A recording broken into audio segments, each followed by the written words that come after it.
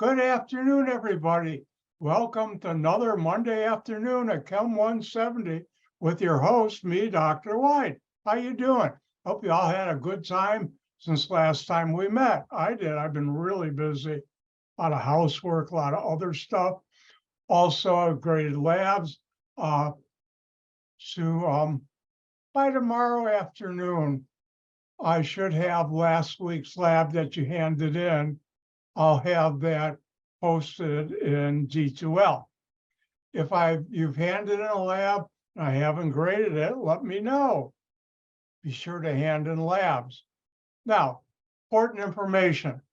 Coming up soon will be test 3. Yep, this semester is really going by quick. Not like that, like quick.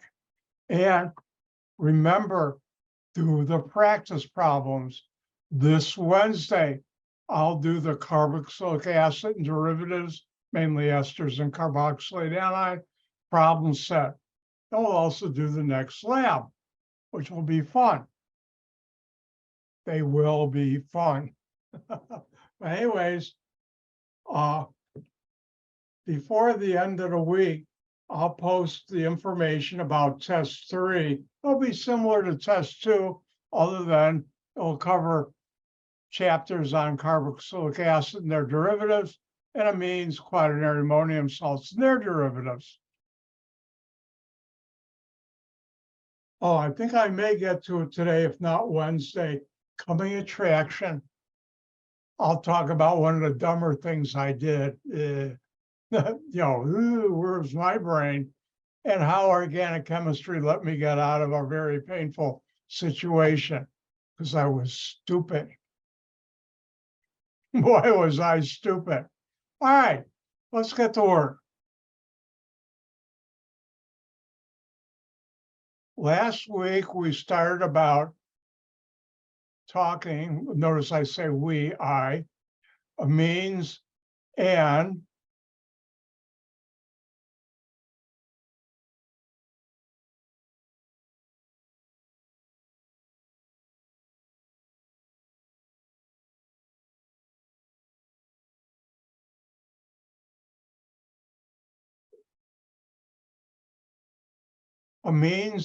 quaternary ammonium salts. And this is an area where I'm a world expert. Yes, I have a number of patents in these areas. And I worked for many years. I still consult in this area. Now, what's an amine?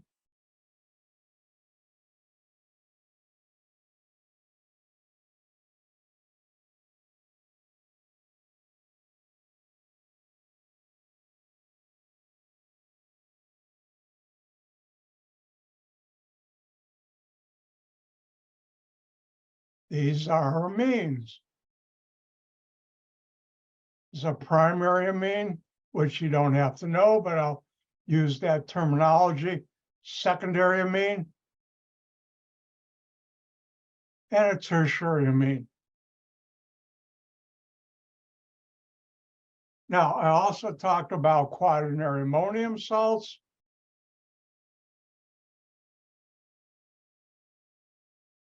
Which are near and dear to my heart, because they help pay my mortgage, help buy cars, and help get me all around the world. Yep, I like quaternary ammonium salts. And this is a quaternary ammonium salt.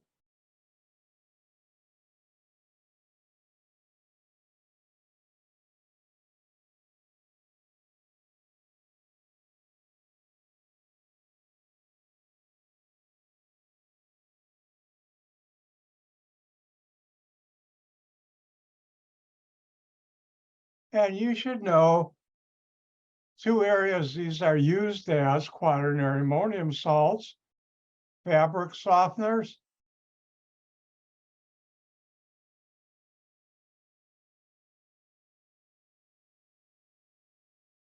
I spell softener wrong, don't ask me why.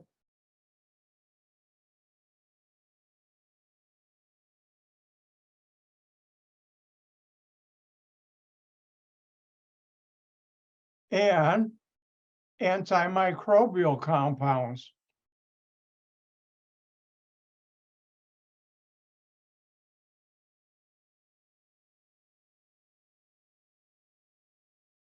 And last week I showed you the mouthwash I use that keeps my gums from going bad. They do if I don't use that. All right, now we went through the common nomenclature. I'm not going to go there again. Now, switches off, click for amines. The shorter amines smell like ammonia. Oh, they're strong. And because of hydrogen bonding, again, switches off. But I thought I'd talk about this. Amines are liquids or solids at room temperature due to hydrogen bonding. Now, if you get real tiny, they're a gas, like methylamine, all that. But when you get to 5 carbons or more, they'll be liquid.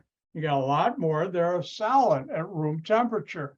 And that's because of the hydrogen bonding of the nitrogen and hydrogen in ammonia, not ammonia, in amines. Now, how do you make amines? Good question. Now, this is a busy slide, and I apologize. And this should be super subscript NH3. Well, let's talk about it. And these are called nucleophilic attack or substitution reactions.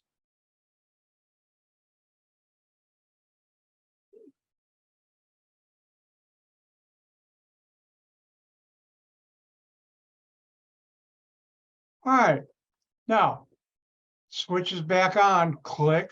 Hold on, this is the right one. Click.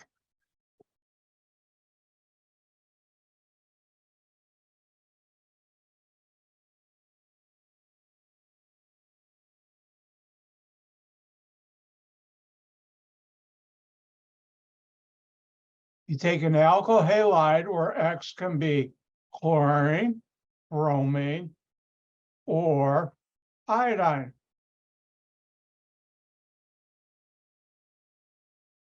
And in the presence of a base, and the base can be usually sodium carbonate, a very mild base, and you react it with ammonia. Nitrogen has non-bonding pair of electrons that are always looking for a slight positive charge. And the halogen is more electronegative than the carbon. So on an alkyl halide, the carbon has a very tiny positive charge. And this attack stat kicks it out. There's a hydrogen there. And you get a primary amine.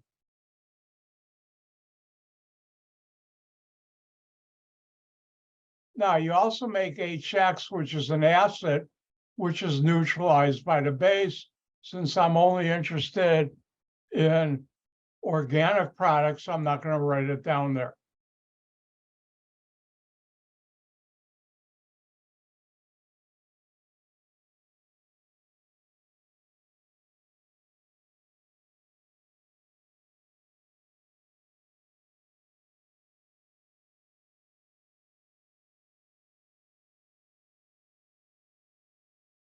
So if we take this reaction,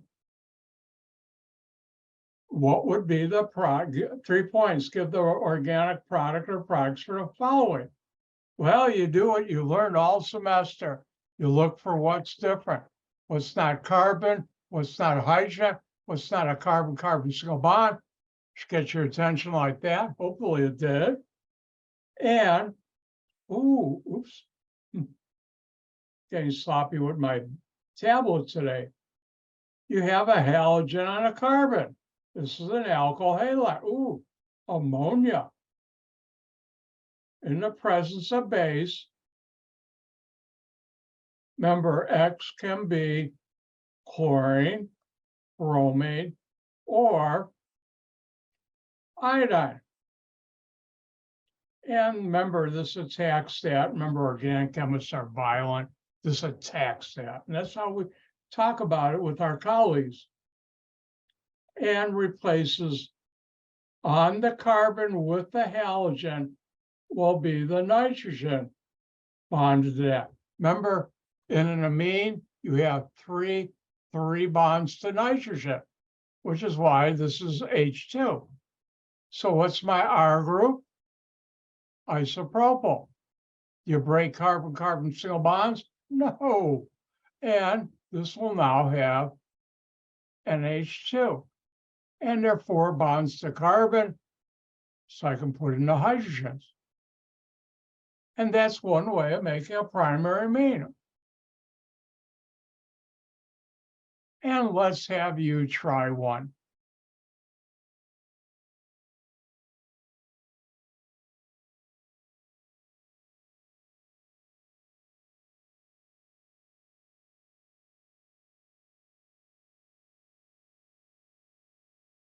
And the question would be, give the organic product or products to the following reaction. 3 points each.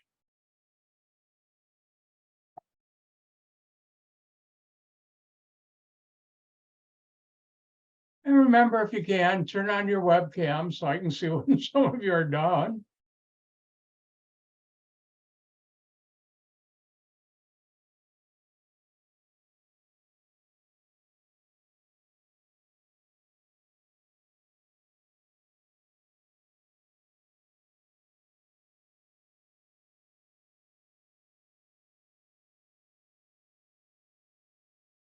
Thank you.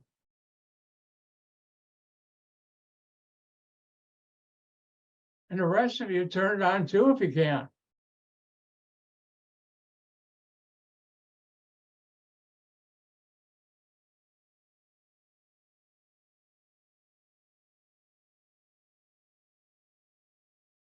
And it looks like everybody's done, so I better get to work. We look at this. Oh, I've got ammonia, NH3. I have a base. Ooh, carbon, halogen, alkyl halide. X can be chlorine, but in our case is bromine or iodine. And this attacks that.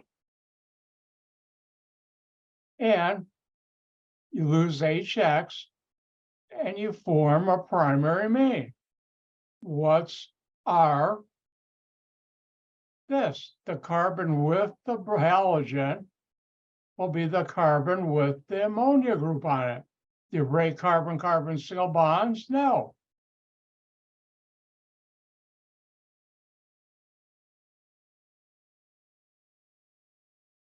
And that's the product you get. And propylamine is the common name. Oh, let's do another one. Now in test 3, like test 2, there'll be some synthesis problems.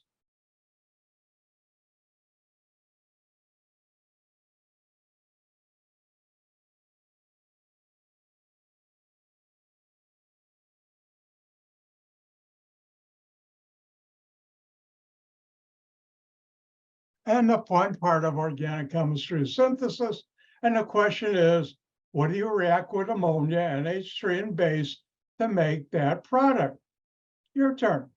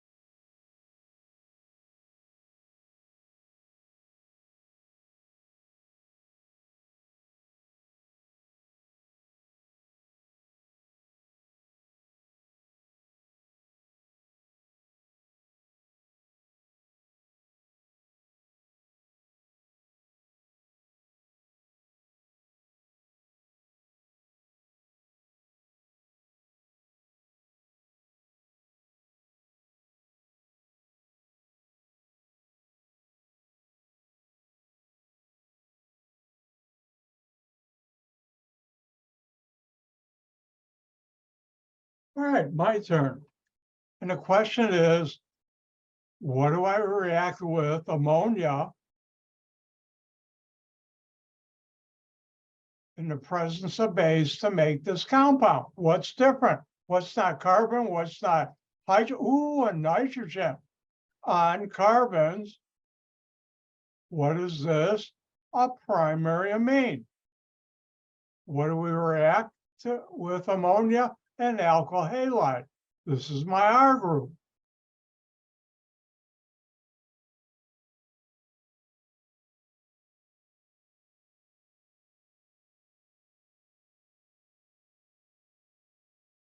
You break carbon-carbon single bonds in a reaction? No. So what I end up with, this R, I better start with. What carbon has the amino group? That's what this is called, the amine. This carbon, which will have the halogen. Now, since I didn't specify what acid you would be neutralizing here, X can be chlorine, bromine, or iodine. And on a test, you could put whatever you want, chlorine, bromine, iodine. I'm in the mood for iodine. You could just as easily put chlorine or bromine. All three of those, for the way I have it written, would be correct. And that's how you make primary amines. Now, personal note, if you notice, use ammonia.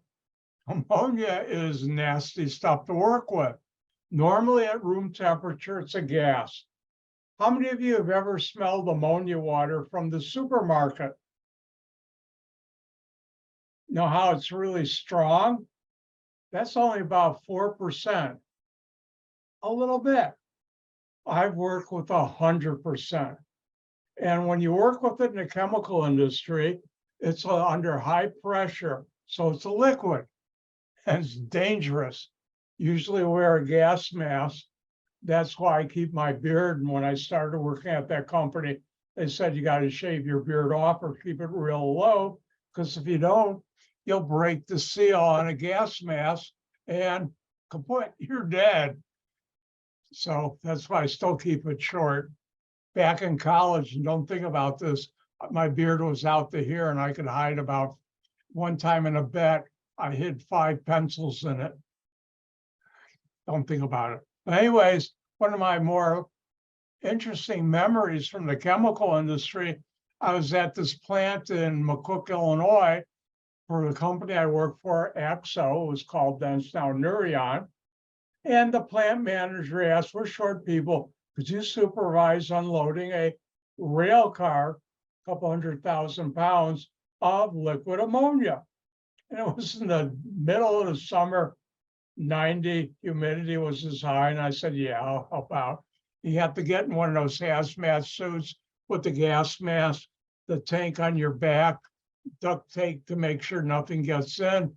And you're out there for a little while, you start sweating and it starts going in your eyes. You pull the mask to go like this, you're dead. You go like this and go, it was not fun. But it was an interesting memory.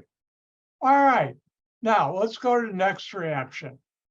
Now that you have a primary amine, if you react it with an alkyl halide in the presence of base, you'll make a secondary amine.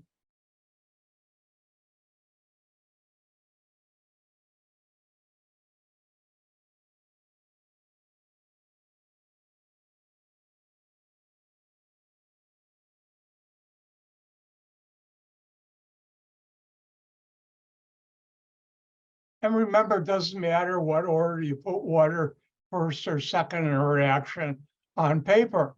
In real life, it does when you're doing it in a lab or, excuse me, in a plant, but not here. So we have a primary amine, alkyl halide. Again, X can be chlorine, bromine, or iodine. And again, the lone pair electrons attacks is called nucleophilic attack, nucleopositive bio loving.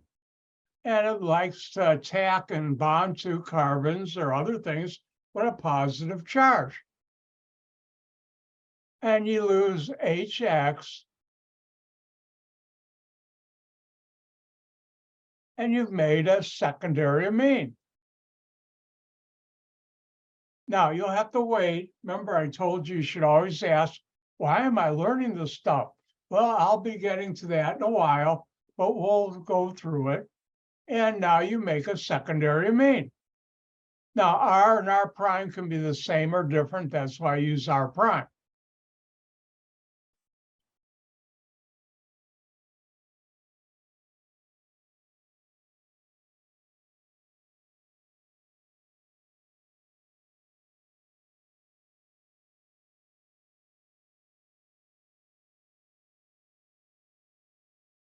And the question would be, what product or products do you get with the following reaction? Well, you look for what's different. Ooh, nitrogen and a carbon, primary amine. This is my R group. Carbon, hydrogen, carbon, hydrogen, carbon, hydrogen. Ooh, carbon with a halogen. This is an alkyl halide. X can be chlorine, bromine, or iodine. I should point out these reactions I'm now talking about. Yes, I've done them in a lab in a chemical plant. In the presence of base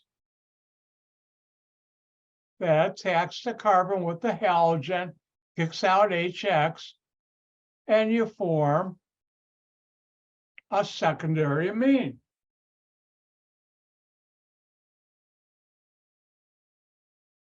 And here, what's our prime? These 4 carbons. Remember, the carbon with the halogen is the carbon our prime is bonded to. This carbon. Do you break carbon-carbon single bonds? No. So R is methyl, NH, and then 4 carbons to the N carbon.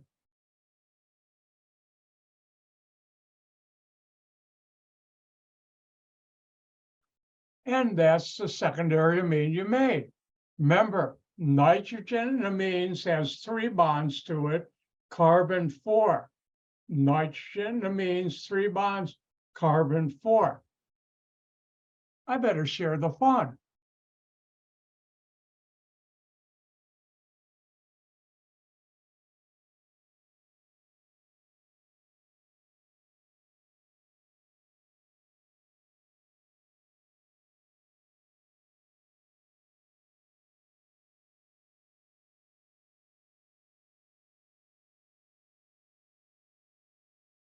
And the question would be, what product or products do you get with this molecule, with this reaction?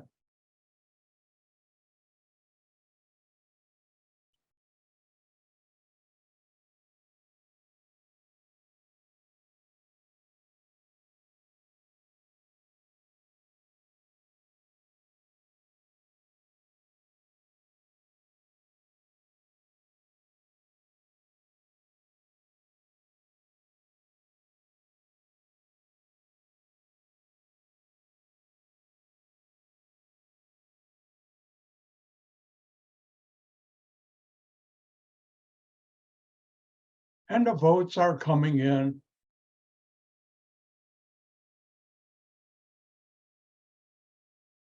And everybody's done, so I better do this.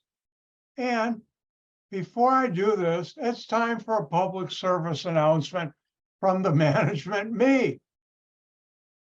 Think about how much you've learned in the short time we've been together. You look at what I just wrote on the screen. Are those letters of the alphabet to you or molecules? Are you learning how molecules interact in organic reactions to make products? Yes. Pat yourself on the back. You should all be proud of yourself. You're learning organic chemistry. Hopefully it's not too painful. Shouldn't be. All right, let's do this. If we take this, we look what's different, what's not carbon, what's not high. Ooh, nitrogen with carbons, a primary amine. This is my R group. Carbon, carbon, carbon. Ooh, halogen. Alkyl halide. X can be chlorine, or in our case, bromine, or iodine. Whoops, that went off. Let's get that straight.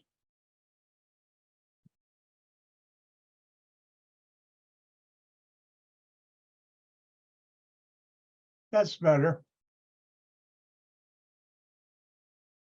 And you have nucleophilic attack on the carbon with the halogen. You lose HX, which is neutralized by the base. That's why you have it there.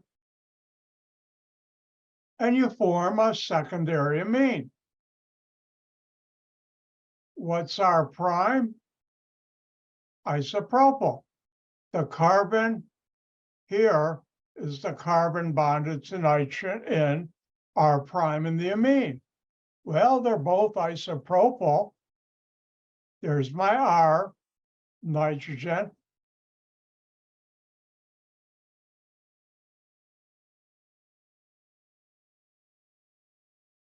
Remember, there's 3 bonds to nitrogen, which is why there's only 1 hydrogen there. Now, this is diisopropylamine. I don't know if you remember, I used a lot of this in graduate school. No, we didn't make it. You can buy it too. But let me remind you, you can write this another way.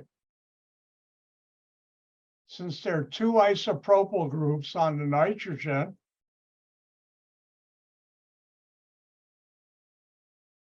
I could also write it this way.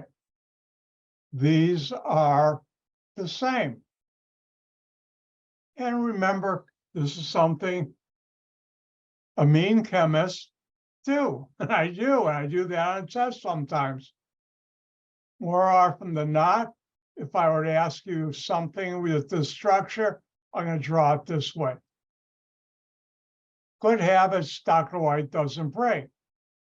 Now, there's going to be at least 3 or 4 synthesis problems.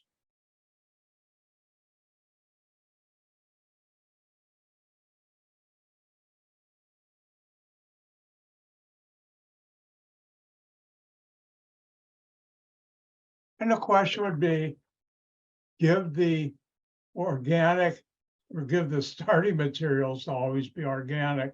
What 2 things do react in the presence of base to make that molecule? Your turn.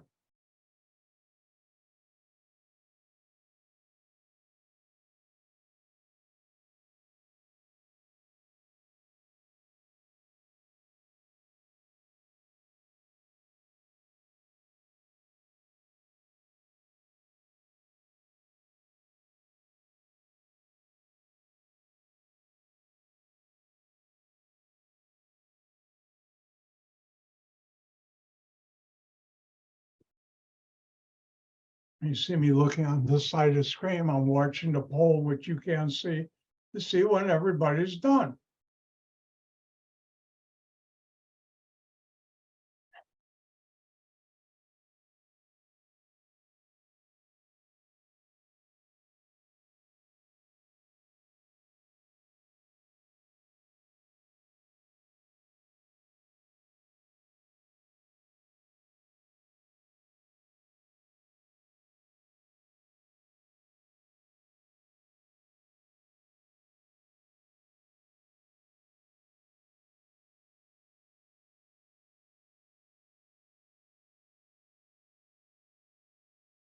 And please be patient. I try and give everybody time to finish.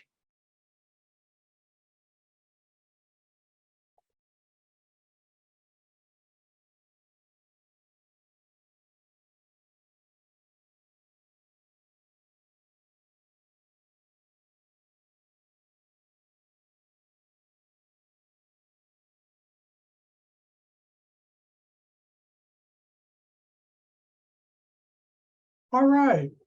So if we look at this, what's different? Ooh, nitrogen. I have carbons, nitrogen, more carbons, hydrogen. This is a secondary amine. In the presence of base,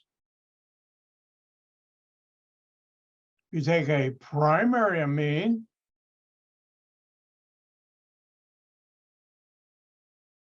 plus an alkyl halide, I'll make a secondary amine.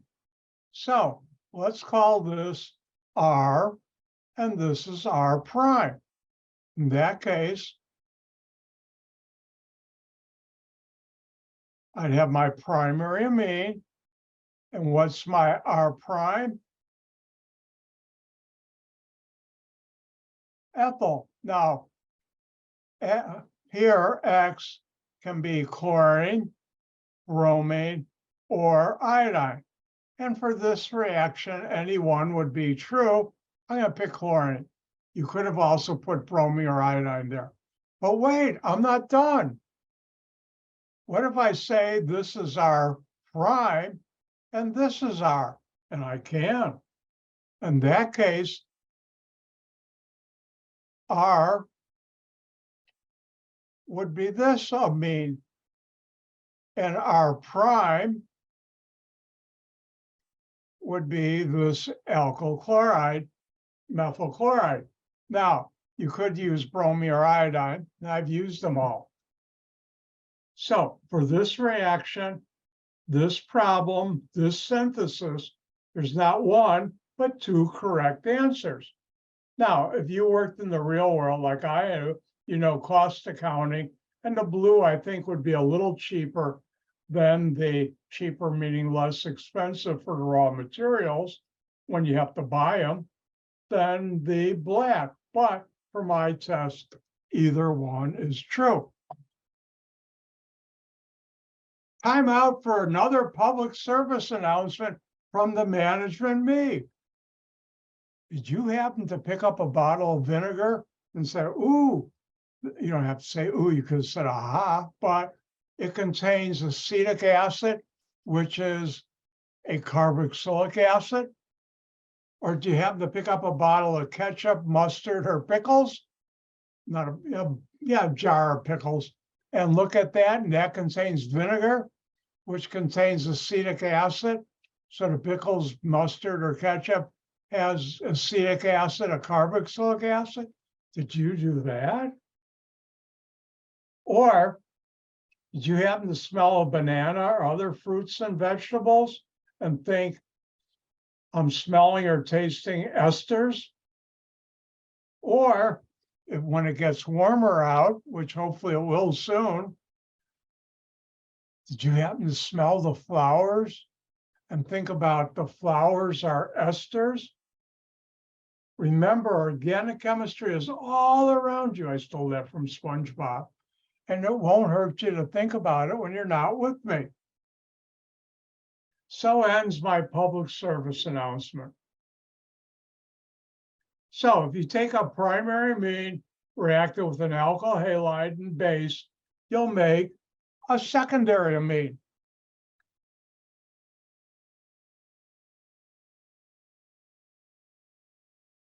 And finally, the last on this slide, again, this is a busy slide. If you take a secondary amine, react it in the presence of base, you'll get a tertiary amine. Wrong button, right button.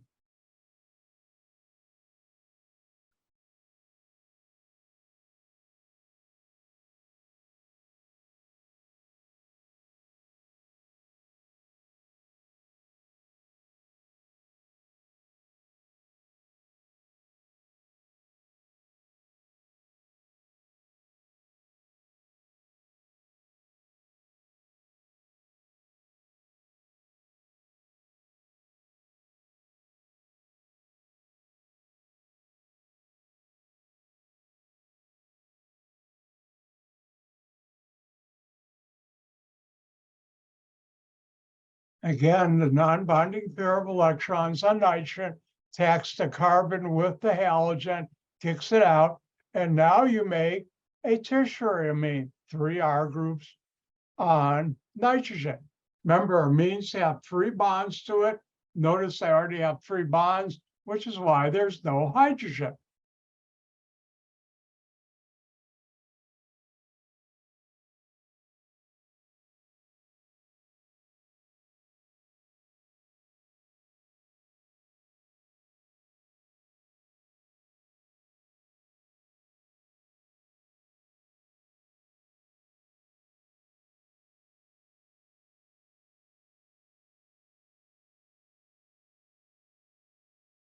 So the question would be, what would be the organic product or products for the following reaction?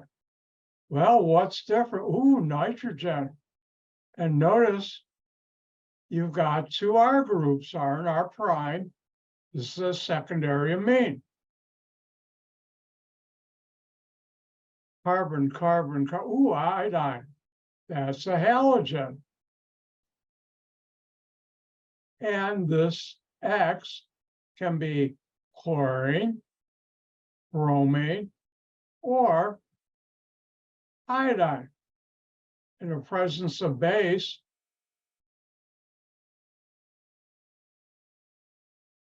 that attacks that nucleophilic attack, replace the hydrogen on nitrogen with an R group.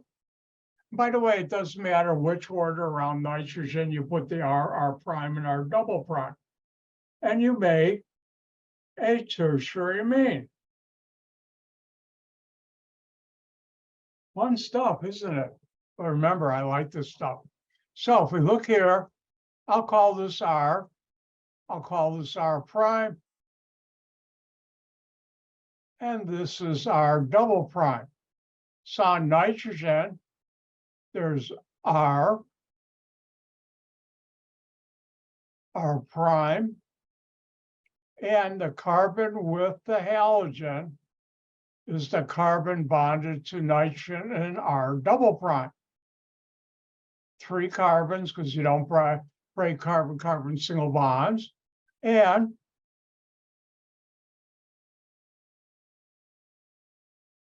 that's your tertiary amine.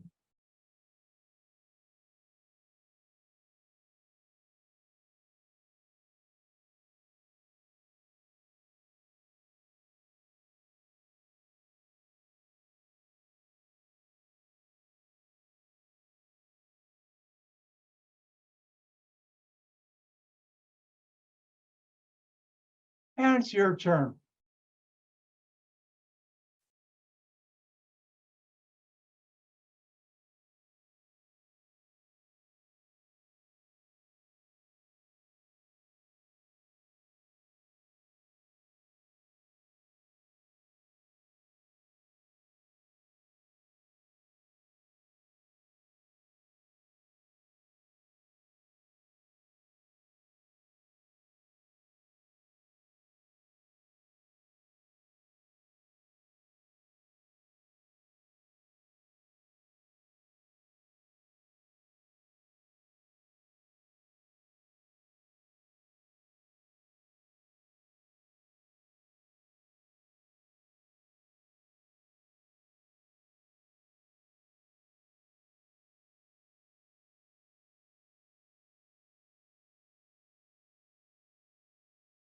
And like I said earlier, don't forget, when you look at a bottle of vinegar, think of acetic acid, carboxylic acid.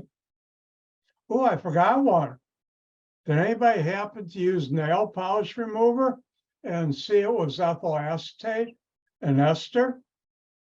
Again, nail polish remover, ethyl acetate and ester. Now, most people nowadays use acetone and ketone, but for many years until they have the new UV cured, hardened, you shine a light on it, nail polish, you usually used to use ethyl acetate and ester as nail polish remover.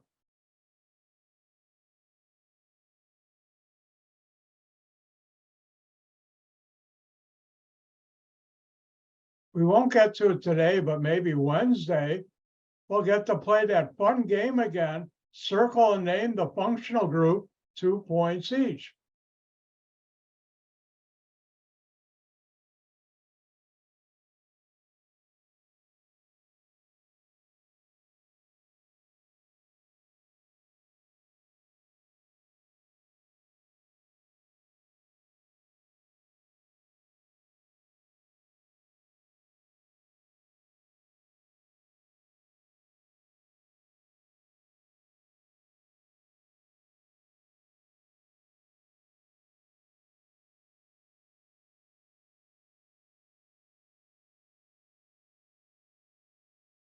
All right, let's get going. We look at this, what's different? A nitrogen. Notice there are two methyl groups, R and R prime. So this is a secondary amine.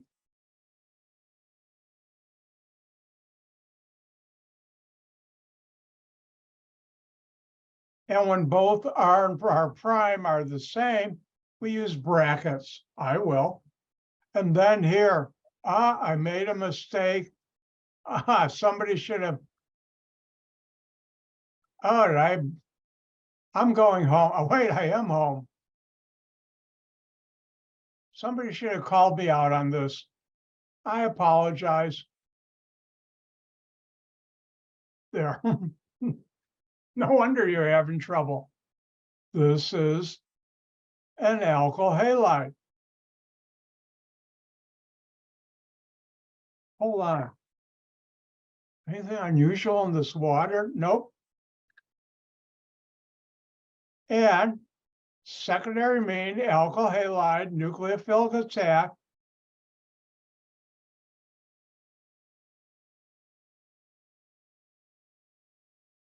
And you make a tertiary amine. In this case, what's R and R prime? Methyl. What's our double prime?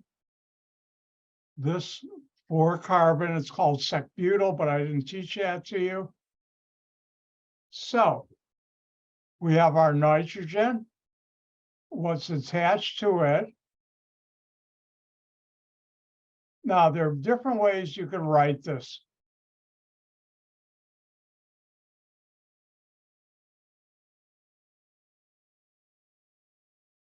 This would be 1. Remember, the carbon with the halogen is the carbon the nitrogen's on. You could have also written it this way.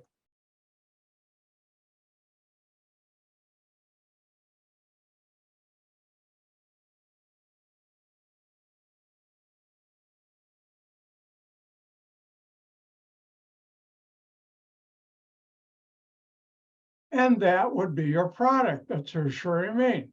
So either way is correct on test. Since I'm grading it, I can say that. All right, let's try a synthesis problem, because that's the fun part of organic chemistry.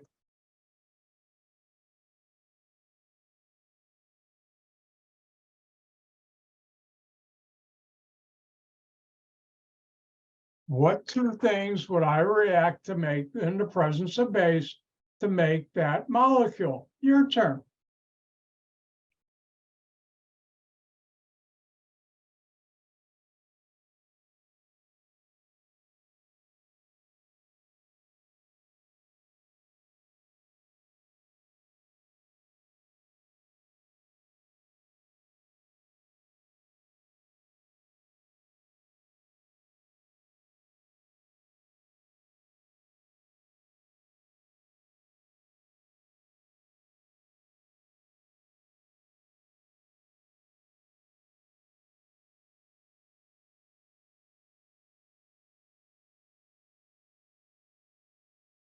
Boy, time flies when you're having fun with amines.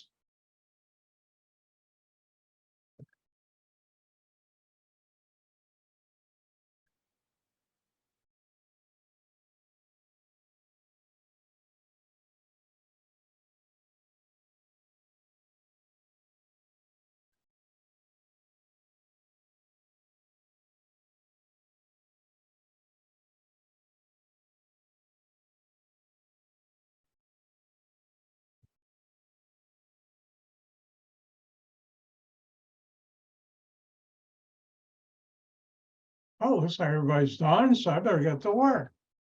What do we have here? Remember, this is 2 groups of this on there. This is a tertiary amine. It so happens R and R prime are an ethyl group.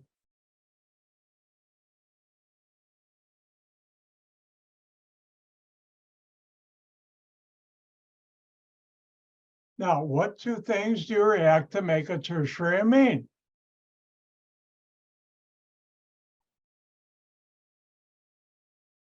a secondary amine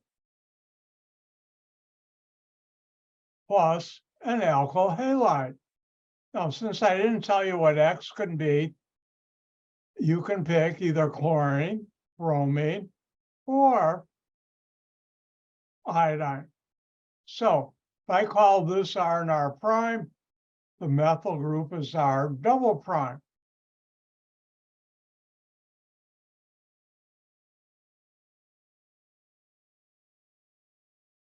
Here's my diethylamine. You could have also written it like this.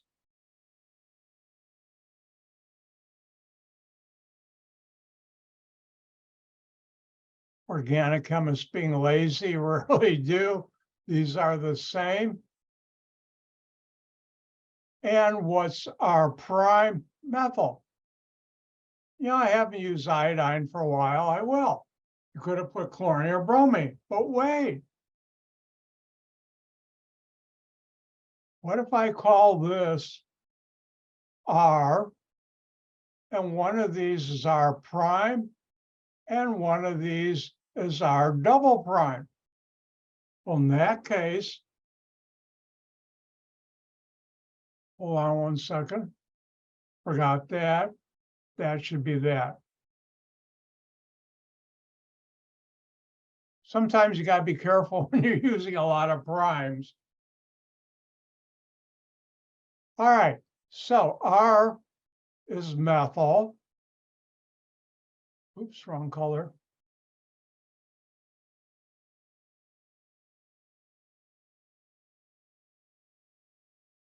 R prime is ethyl.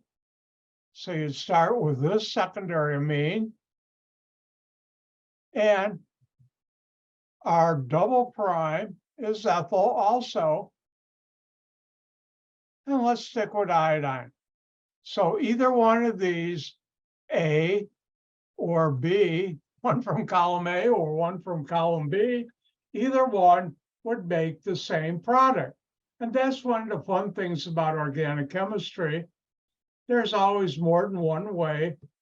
A lot of the reactions, not all, but a lot, like this, when you have two reactants that are both organic, they can be different. So you have two different pathways. And we did.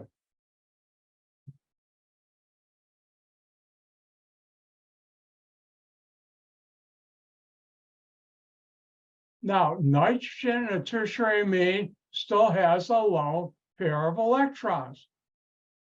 And it can react with a tertiary amine alkyl halide base to make a quaternary ammonium salt.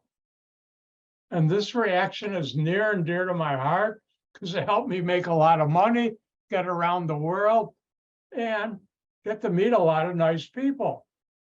But I look at the clock, it's time for a break. So you're going to have to wait until after the break to find out about this really great reaction. So with that, I'm going to take a 5-minute break. I'm going to take a stretch. I'll see you in 5.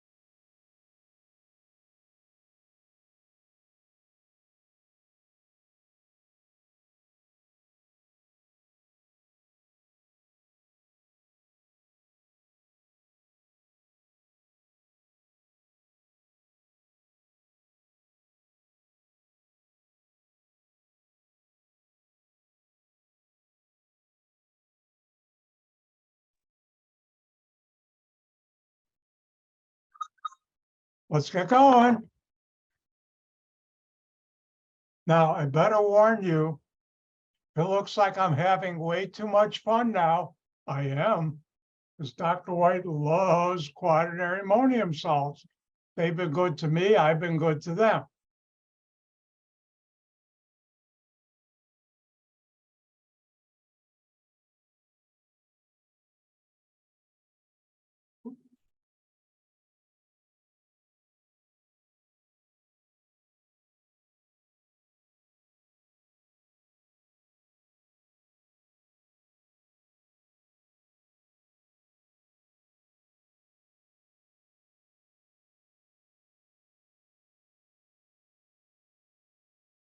Now, if you do this,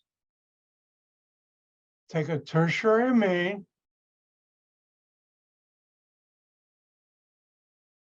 an alkyl halide, again, X can be chlorine, bromine, or iodine. This attack stat still has a lone pair of electrons. And you form a bond to the carbon with the halogen on it. But in this special case, since nitrogen provides both electrons, you'll have a positive charge here. All molecules have a net zero charge, so you need this anion. Now, we draw this to the right of this R group right here. But realistically, that halogen anion is ionically bonded to the nitrogen. But that's where we draw it anyways. So, and we've made, Dr. White's really happy now.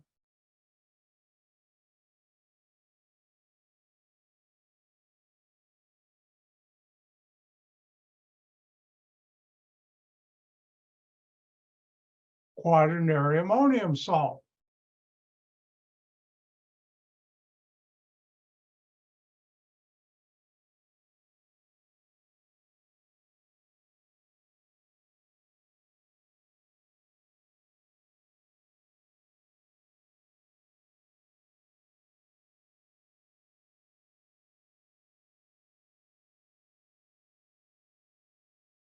And if we do this reaction, what would be the product or products are the following?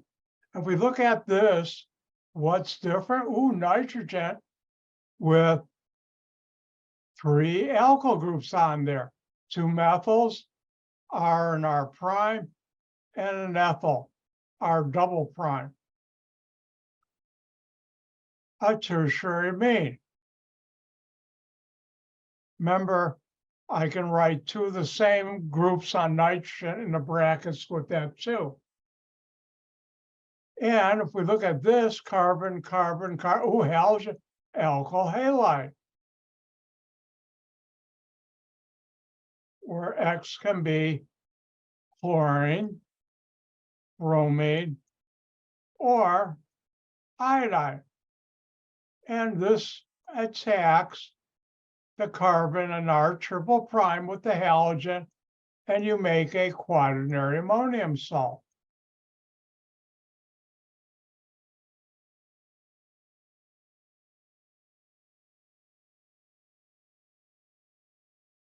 So this is our triple prime. I have my nitrogen with the 2 methyls, my R and R prime, my ethyl, and you can have the carbon CH3 on the right or left, doesn't matter. And my R triple prime, you can put it on top or bottom, would be this. Carbon with the halogen, it's a carbon bond nitrogen. Now, let's look down here. You could also write this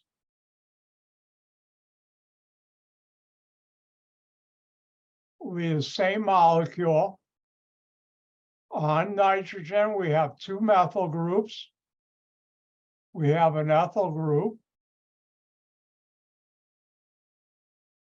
and we have an N-propyl group.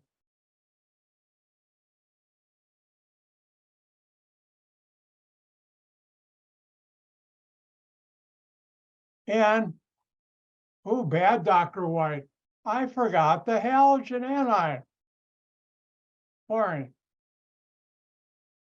Now, I put charges, you don't have to, but good habits I won't break. And you've just made dimethyl ethyl N-propyl ammonium chloride. I'll say that in slow motion. You just made dimethyl ethyl N-propyl ammonium chloride. All right. Let me show you a very special quaternary ammonium salt. And I'll do this one, then I'm going to share.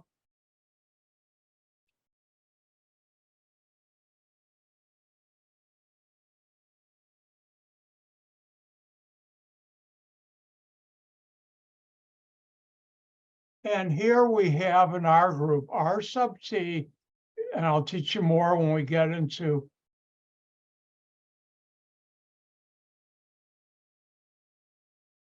it's called a tallow group. It's 16 to 18 carbons with and without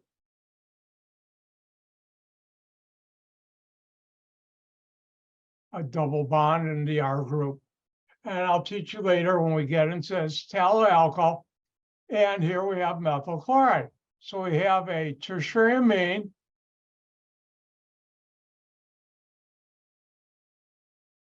plus carbon alkyl halide.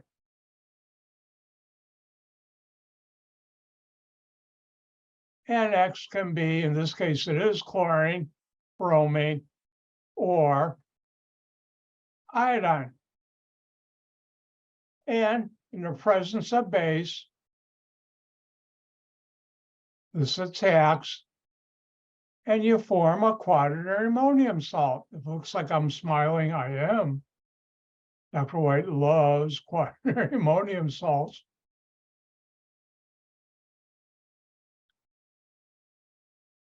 What's R and R prime?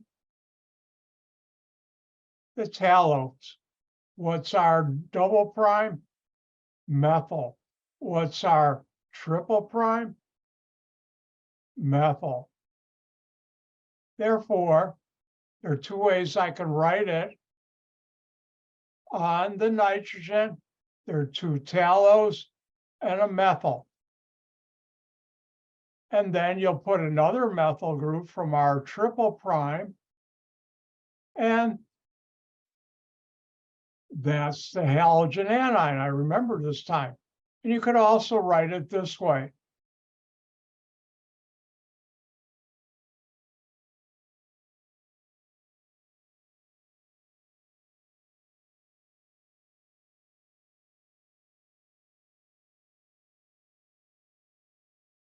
And both of those are ditallow dimethyl ammonium chloride.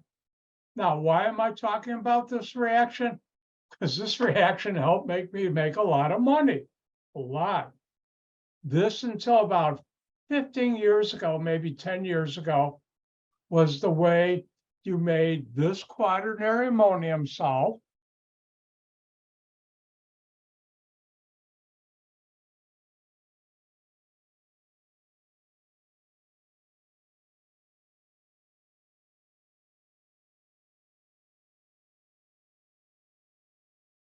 That was the only one used as a fabric softener. And I worked for a company, then it was Axo Nobel. They sold off that division, it's now called Nourion. And we would make this quaternary ammonium salt, ditallow dimethyl ammonium chloride, to the tune of about, I don't know, I would say about 80 to 100 million pounds a year. That's a lot considering fabric softeners, the liquid only has 5% quaternary ammonium salt in it. Some of the newer ones have a little more. And that quaternary ammonium salt was used in Downy and Snuggle. Now, public service announcement, because I worked in this industry and we were a major supplier to Procter & Gamble, Downey, and Lever Brothers or Unilever, Snuggle. I got to work with the chemists at those companies. And I found out a lot of things about that end of the business. And one of the things I found out was both of those companies, especially Procter & Gamble, how smart they felt the American housewife, and all housewives are. They had a profound respect for housewives. And here's one of the reasons. This is a true story. No, I don't tell false stories, but I always say it's a true story. Like, no, I'm not lying. All right. First of all, before I tell the story, a real public service announcement, if you use a fabric softener, which I do, you have two choices, liquid or the sheets. Use the sheets that you put in your dryer. Why? It gets more quaternary ammonium salt on your clothing and makes it softer. And it's also an anti-static compound. Now, Procter & Gamble, P&G, that's what we call them, and they call themselves shorthand, were the first to come out with the dryer fabric softener sheet. Downey. If you're in a big international company, and P&G is, you have a marketing and sales group that comes up with numbers. If we sell this product, we think this is what our first year sales will be, first quarter, and they are pretty close. Are they exact? No, but they're going to be close. Well, they went and started selling it, and after a while, they looked at their sales figures for Downey and found out, oh no, instead of getting this sales, they're only getting half of it, half. And you're not that far off, and if you're in a good company, what's going on? We're not making as much money as we should. So they did some focus study groups, go out and talk to people, bring them in.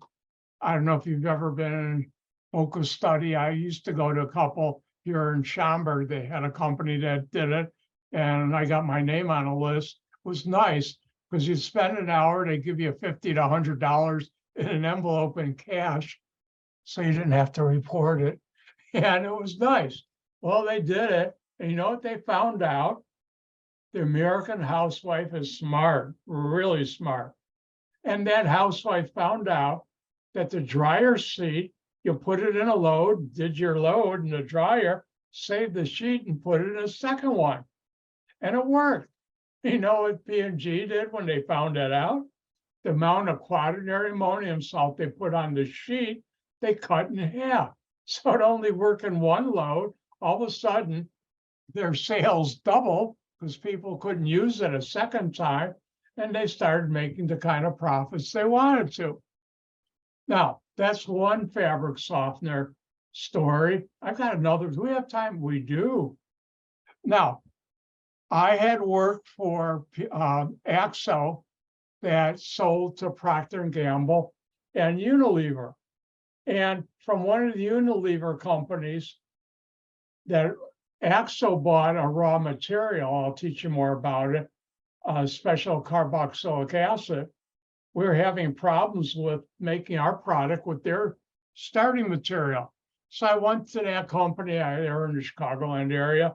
I figured out what the problem we were having. I told them, this is our problem, this is how you solve it. Well, they liked me so much that when their laboratory manager who started charge of research and also quality control was retiring, nice guy, I met him before he left. And they said, we'd like to hire you. I said, no, I've got a nice job here. Then they made me an offer I couldn't refuse. No, they didn't offer to kill my horse. Well, if you've seen The Godfather, you know that part. No, they offered to double my salary. Boom, I'm out of there. Well, now I'm part of Unilever. And they would have periodically, and this was in Europe because Unilever is based out of England, a big meeting of senior managers, laboratory managers, and research managers. And I went to England for my first one there. I had already made a name for myself, solving some other problems at it was Unilever, the company that I worked for that was part of Unilever was called Unichema, that I went there. And if you don't know, chemists know how to party hard. We'd have meetings till 5, and then we'd have dinner, and we go get drunk on the company money. And it's tax deductible. Anyways, I was there, and one of my colleagues said, "Do you ask the research director for all Unilever about Snuggle?"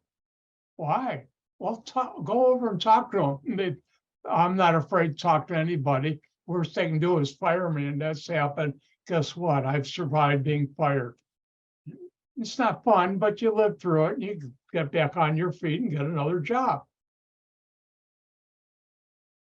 Well, anyways, I go over there, and nice gentleman, PhD chemist, organic chemist like I said, "Somebody told me I should ask you about the Snuggle beer." He said, "Oh, well, it turned out when they came out with Snuggle, they said, we need a picture mascot on the box."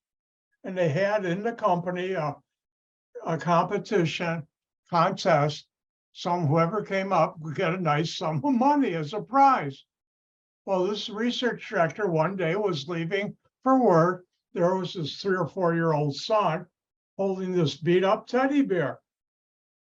And he went to kiss his son goodbye to go to work and said, "Wait, can I borrow your teddy bear?" "No, it's my teddy bear."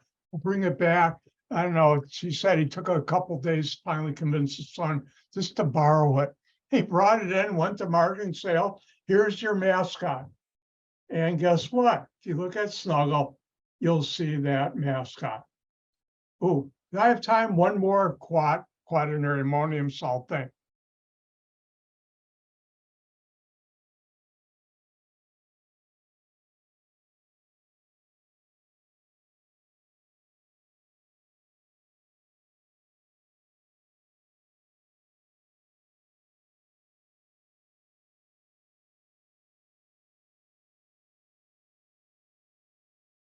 Now, if you look on your screen, let me make sure you're actually seeing what you should. Yep. You'll see these different brands of disinfectant wipes. And these are antimicrobial disinfectant wipes. With COVID, they got used heavily, but even before COVID. If you go into a supermarket or other stores that have carts you can use, like that French store, as my friend always calls it, Target, or Walmart, or supermarkets like Jewel or other ones, you'll see these. And what's in them?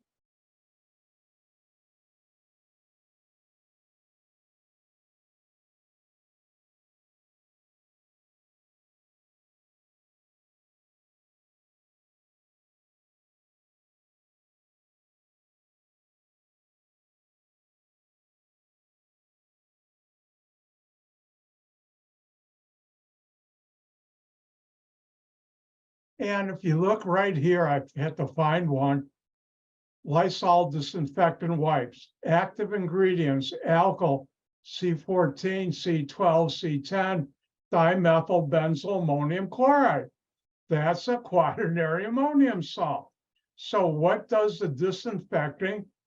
These are called benzyl quats. If you work in the putting a benzyl group in a quaternary ammonium salt with shorter chains, 14, 12, and also 10 will work too.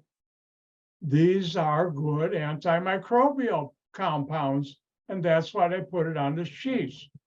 Now, why am I telling you this? It's time to gross you out. I can do that. But a number of years ago, I saw this paper somebody showed me, and it grossed me out too. And there was more than one paper I've seen where some researchers went to supermarkets and big box stores, swabbed down the handles and the seat area on a shopping cart, and analyzed what they picked up. And now it's time to gross you out. Over 80% of the shopping cart handles had fecal material. Yep, fecal material on them. And once I learned that, I've been religiously, and I mean religiously, using those. As soon as I get the card, I get that, wipe it down, wipe my hands down with a fresh one, and I'm good to go. And if you think about it, you're putting a baby in there, or I hate to gross you out, not everybody washes their hands when they should. So let's go back to quaternary ammonium salts. How do you make it? Tertiary amine.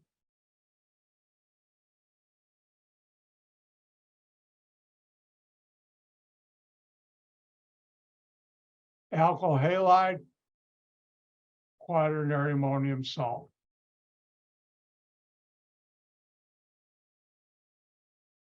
All right, what's going on here? Hang in there.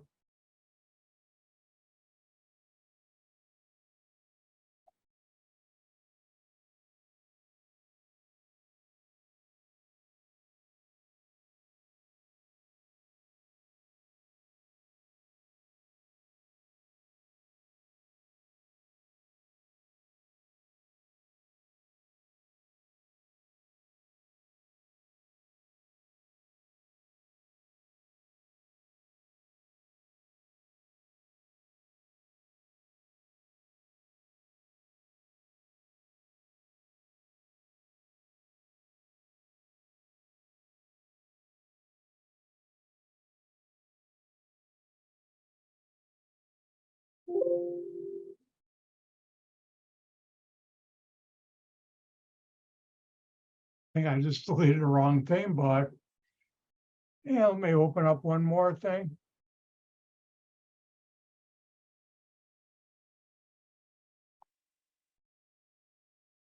All right, let's go through this again.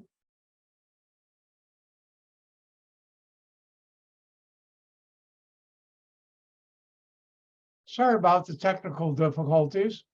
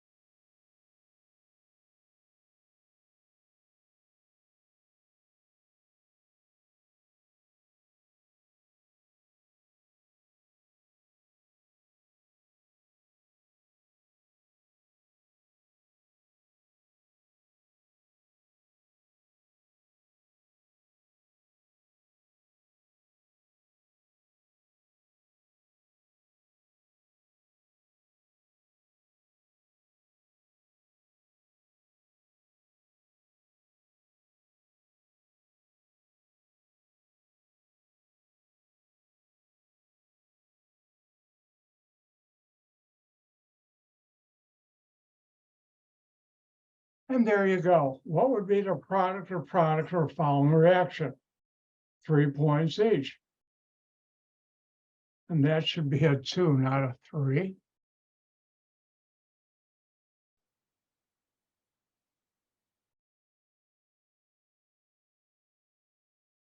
There we go.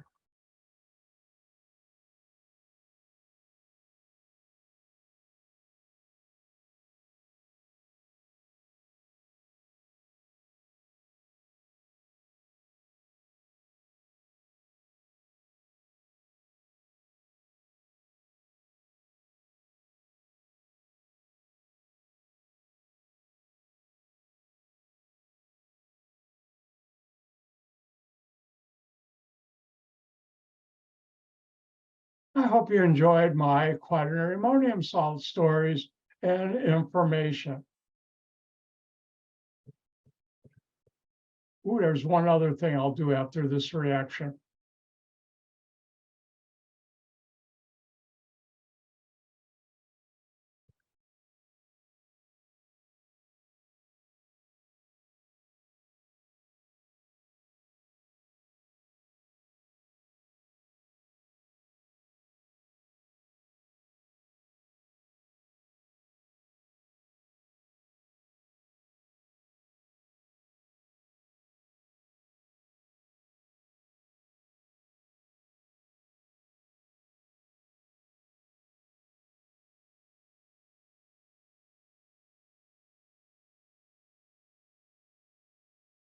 And when I was at AXO, when we would make quaternary ammonium salts, we'd make a batch.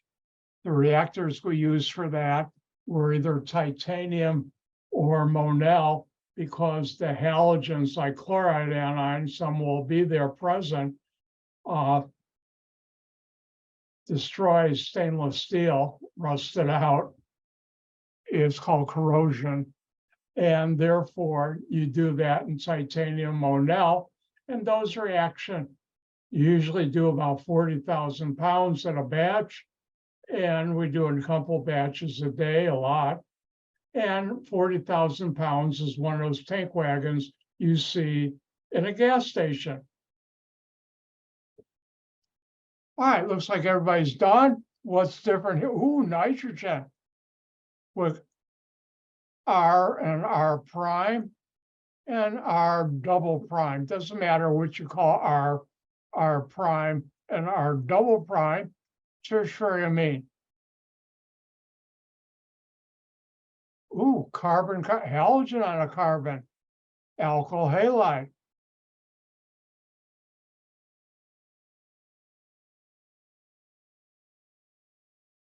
X can be chlorine, bromine, or iodine, in our case, chlorine, in the presence of base. This attacks that.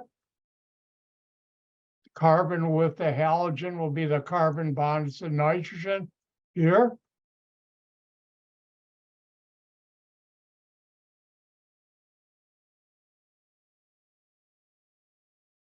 And you form a quaternary ammonium salt. And here, I can write it two ways. R is methyl, R prime is methyl, R double prime is isopropyl or N-propyl, sorry. And we haven't used this in a while, so I threw it in. My R triple prime is a T-butyl.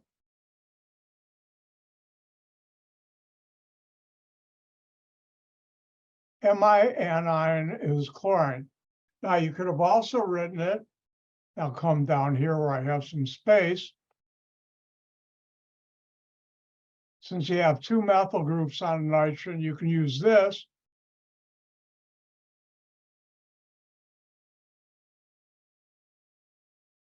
And there are other ways I could write it, but these would probably be the two ways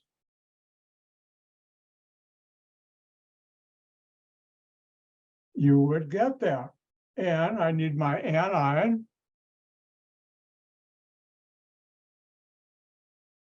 And that's how you would do it. Now, I was just thinking another thing I should educate you and I'll do a public service announcement. In my house, after I bought it, I didn't realize there was a small crack in the foundation in my utility room, the wall by my sump pump. We had a heavy rainstorm and some water, not much, wasn't that bad. I did get it fixed, but came in and that wall and the floor got wet. Even though I dried it up, mopped it up, it got a little smelly from mold or whatever. And I said, well, I got to take care of this. So I went to my favorite big box store, not really favorite. I don't go in there that often.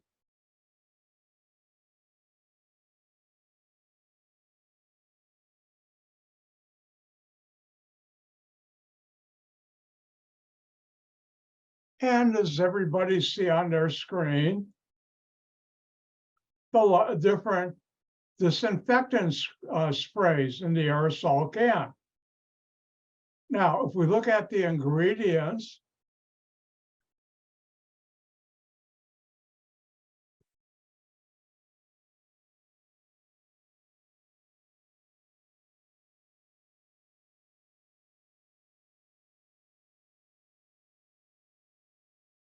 now this one has sodium hypochlorite. They don't. Hold on. Let's go to one other place.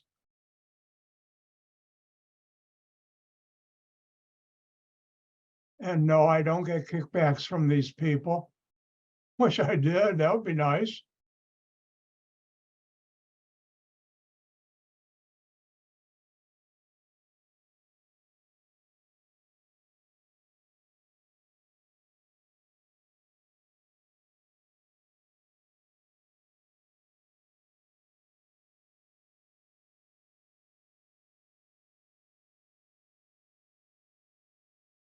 And you'll notice they sell Lysol. And where is it? I can't find it real quick. Maybe they stopped selling it. Well, I used to have a house brand.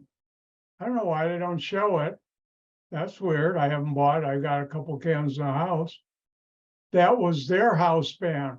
And because and you can do this for other products too.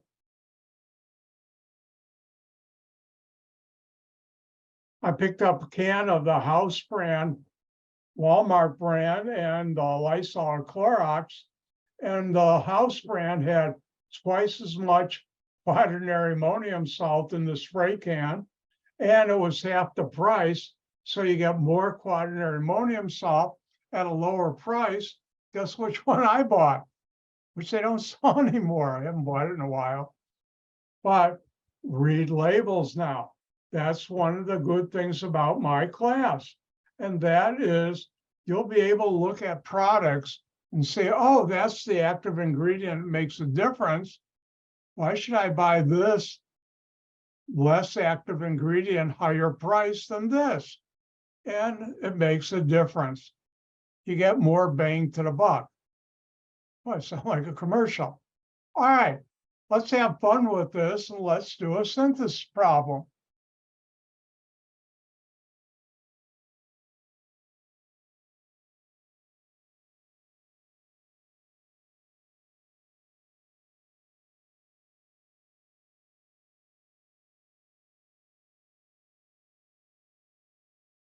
What two products would I react to make this compound?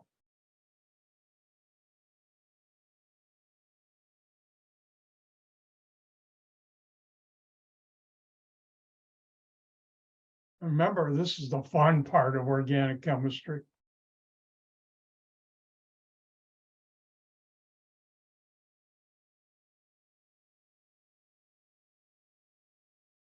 And around this time, while you're doing this problem, I'll tell you another story.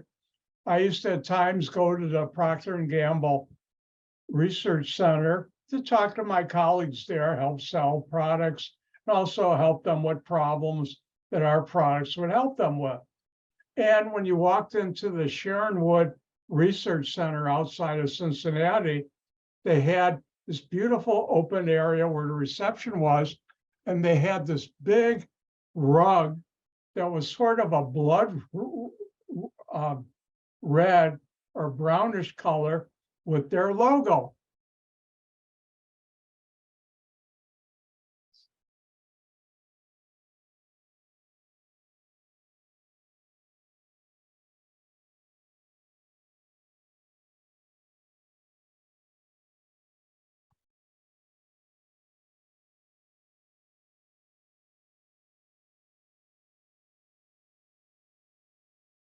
And you see it here with that face that looks like the moon and the stars.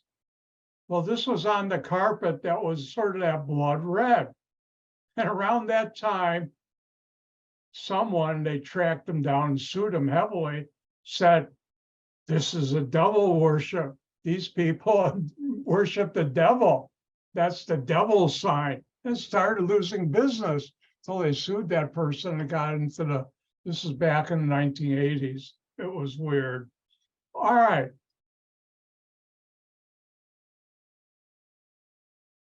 Boy, I'm gonna have to charge you extra for all these fabulous stories. All right, everybody's done. My turn. Now, what do we have here that's different? Nitrogen with a positive charge. And I have 3 methyl groups. That's what this means. I can call one R, another one R prime, another one R double prime. And here I have a 3rd alkyl group, R triple prime positive charge, halogen anion. Remember, X can be chlorine, bromine, or iodine. In this case, it's bromine. And this is a quaternary ammonium salt.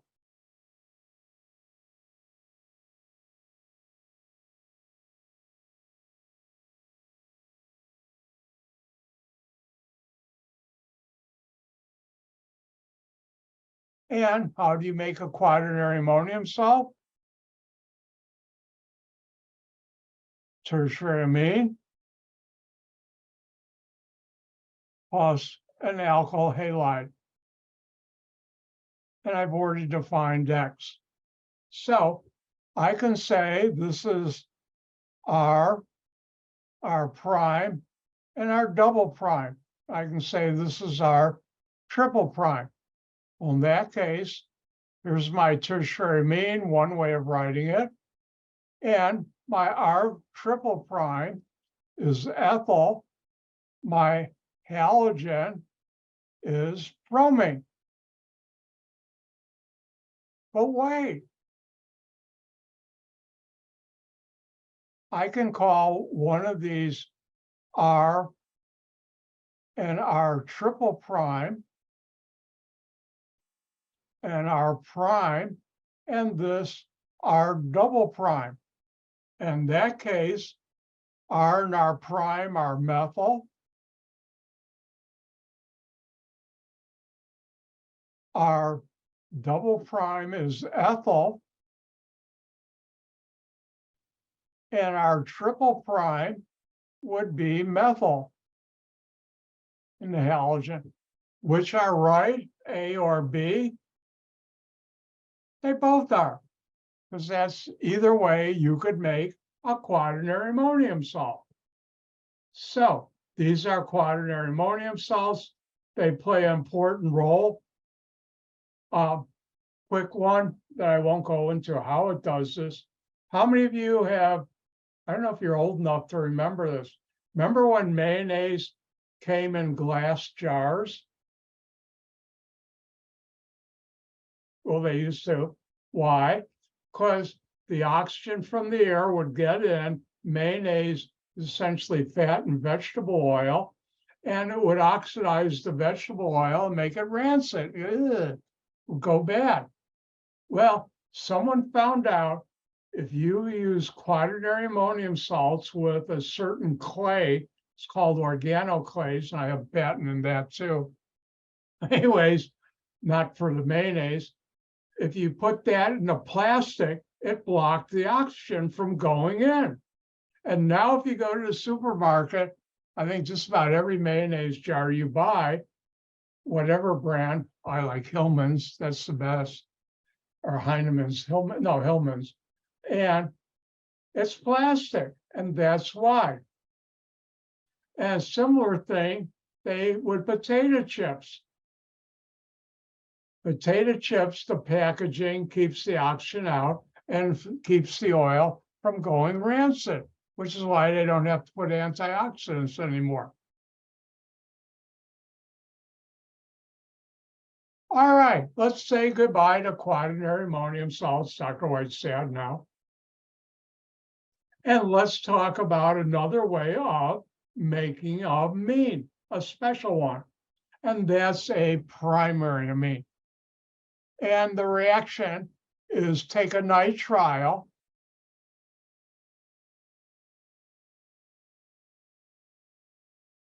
This is one functional group I don't have time to go into in depth. I do know it quite well.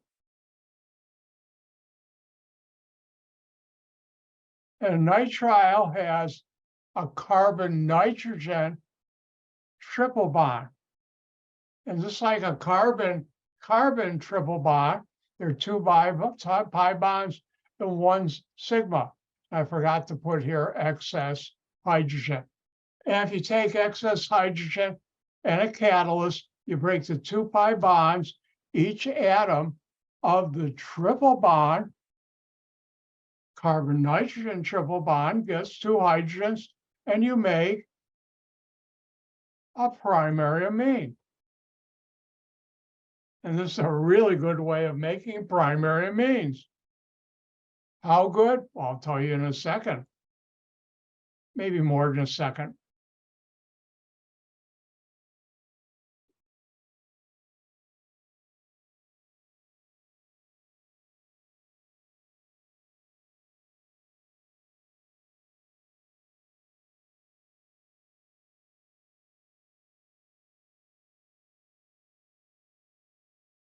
I'm having a hard time writing because my brain's bringing back memories from the past.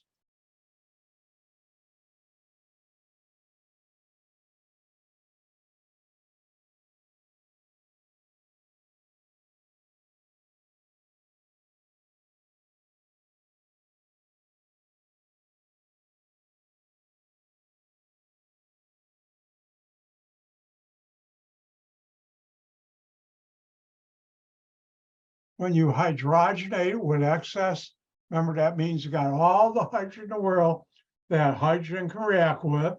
When you react that, you break the 2 pi bonds and you get a primary amine, which you can write this way, and this is the same thing.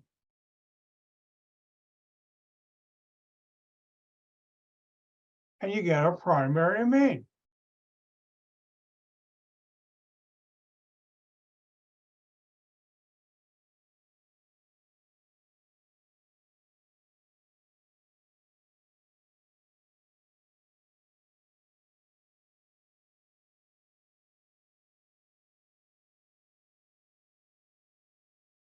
And let's look at the following.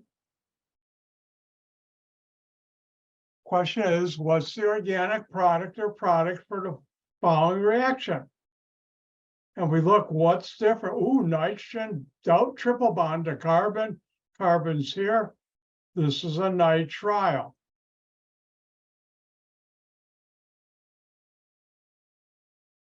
Hydrogen excess, nickel is a catalyst.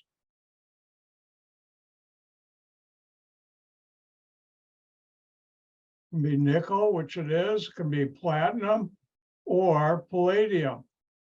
In industry, we stick to nickel because it's less expensive, a lot less expensive.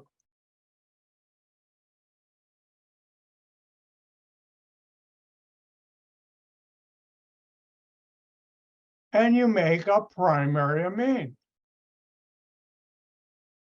which you can also write like this.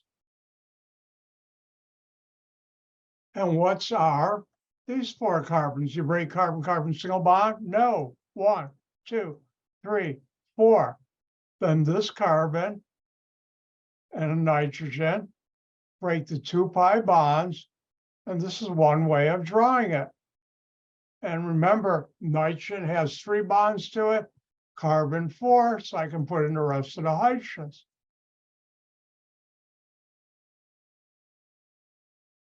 And that's that reaction. Now, everybody, take a look at this reaction. Know why it's important? Because it's the first reaction I did research on when I started in the chemical industry at AXO. They made long chain amines where R here was like anywhere from 10 carbons to 20 carbons, usually C14 to C18. But here, R is C4. And they wanted to make short chain amines in existing equipment. And this had a heck of an exotherm, gives off a lot of heat. And you had to come up with a process that you could do in the existing equipment. And that was my first research project. Yes, I solved the conditions, but it was still not the best. Best meaning it was still hazardous to do, not because I didn't solve it, because of the equipment. And I came up with a new synthesis method for primary amines, short primary amines, that led to my first patent. Made me a hero at that company too. Good pay increase. But say hello to an old friend of mine, my first reaction I ever did research on in the chemical industry. Oh, all these good memories are rushing back with amines and quaternary ammonium salts.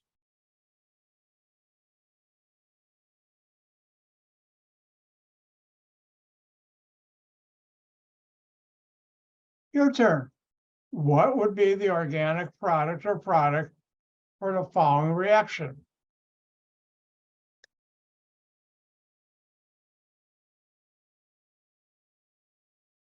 Wrong thing.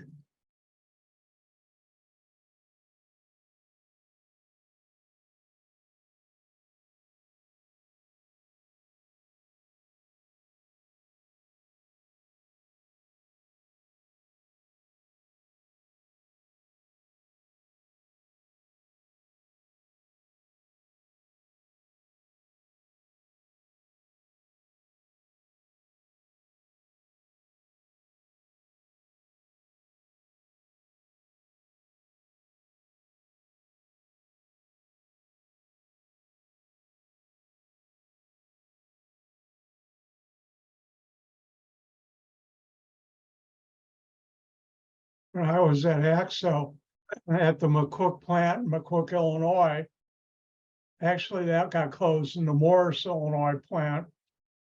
They used to hydrogenate nitriles, different ones where R is different lengths, to the tune of about 2 to 4 million pounds a week. Yep, 2 to 4 million pounds a week.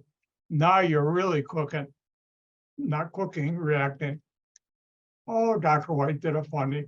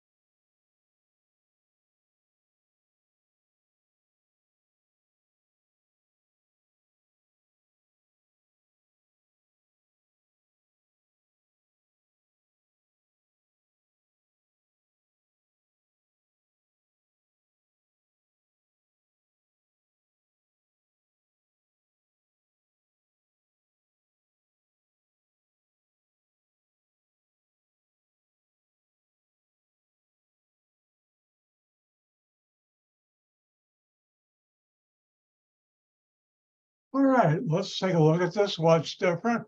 What's not carbon? What's not hydrogen? What's not a carbon-carbon single bond?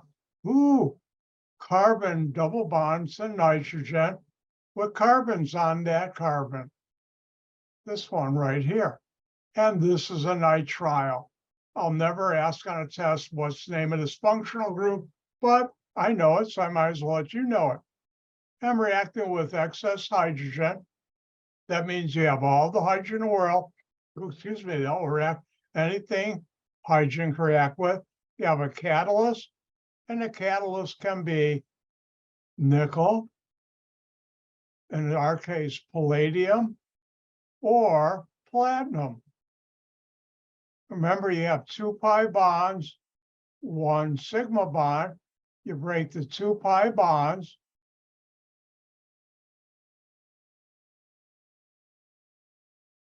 and each atom of the triple bond carbon hydrogen gets 2 hydrogens because they're 2 pi bonds, and you make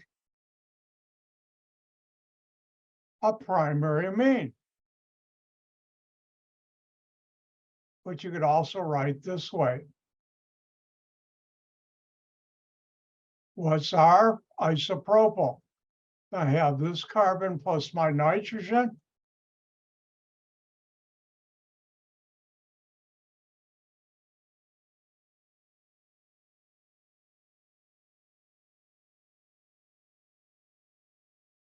And there we have it, which you could also write this way.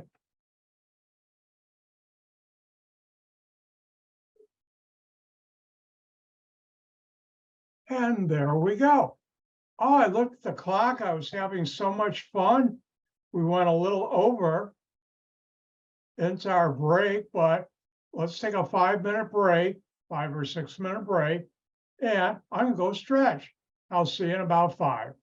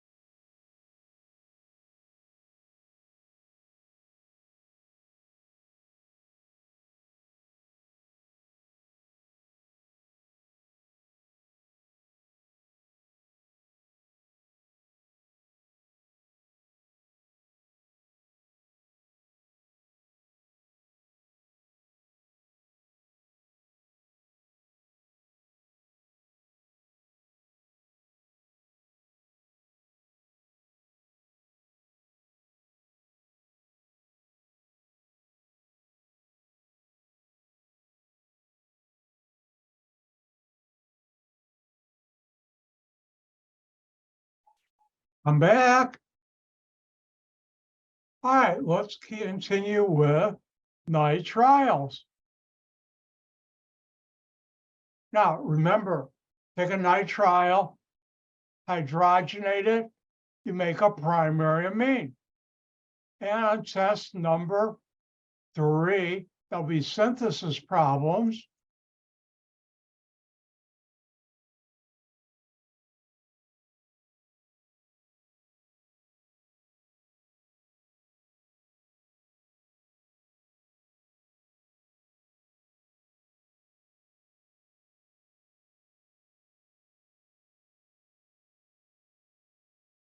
And the question is, what do you react with excess hydrogen and platinum to make that molecule?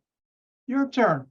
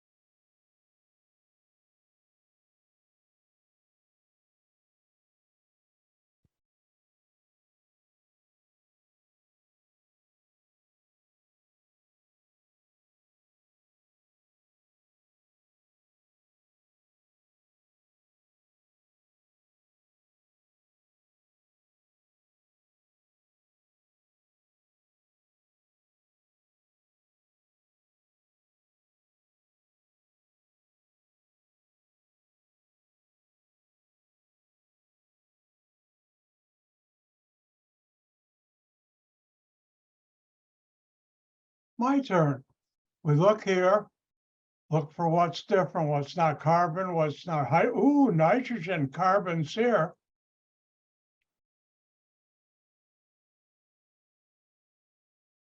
This is a primary amine, which I could also write like this, which I didn't, but I could have. And what do you react with hydrogen excess and a catalyst? Oops. Every once in a while, I forget most of you can't read cursive.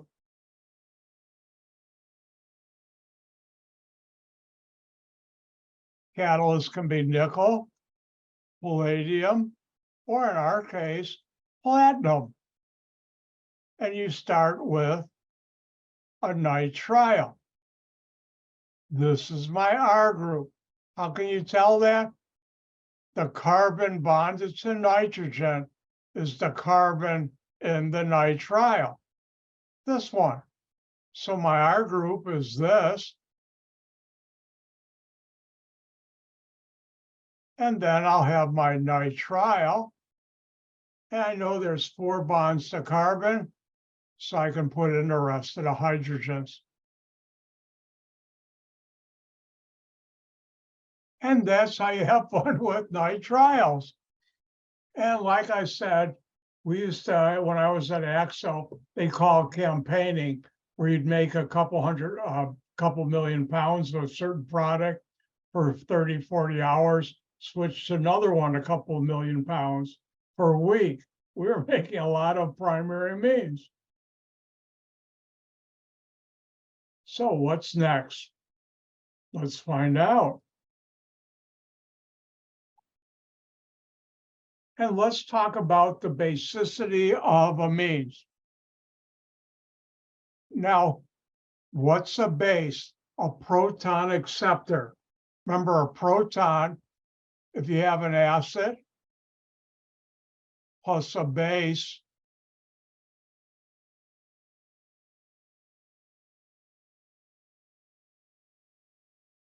And I don't write it as an equilibrium for this because the arrow here is so small. For ammonia, you have proton transfer.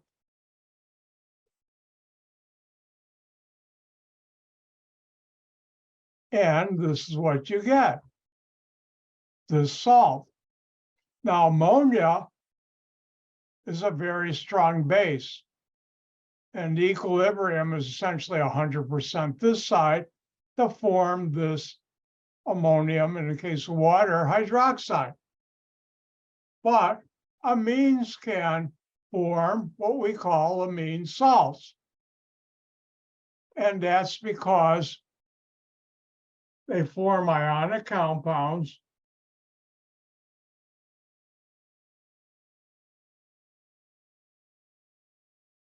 anyways. I don't know where this came from. But let me rewrite this reaction in a better way. That's not a better way, that's me. All right, let's take a look at the following.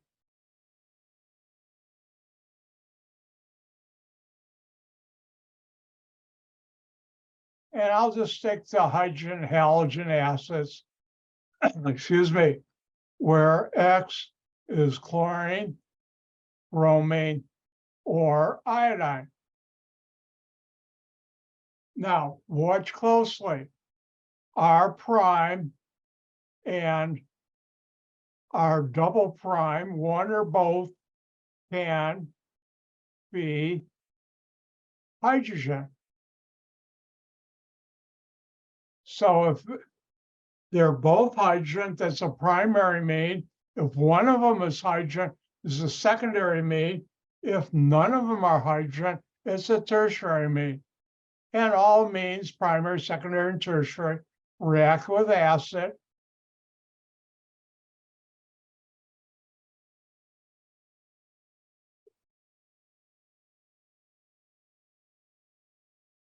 To form an amine salt.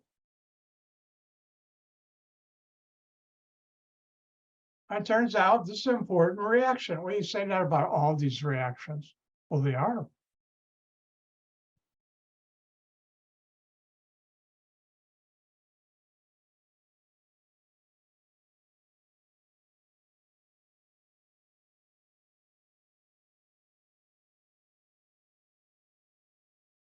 And the question is, what's the organic product or product for the following?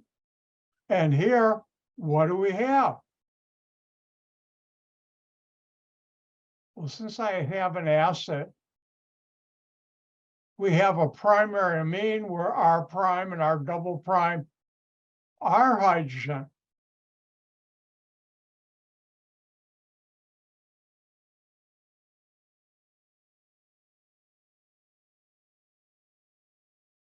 And what happens?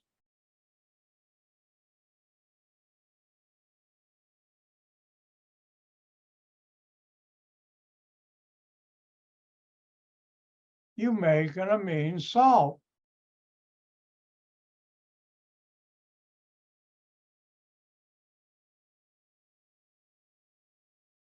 Now, notice here I have two hydrogens, and I'll add one more so I can write it this way.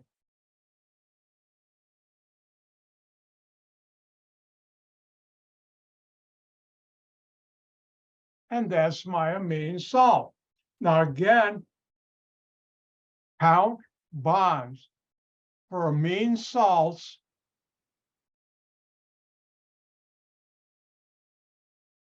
and quaternary ammonium salts, there are 4 bonds to carbon. For amines, there's 3.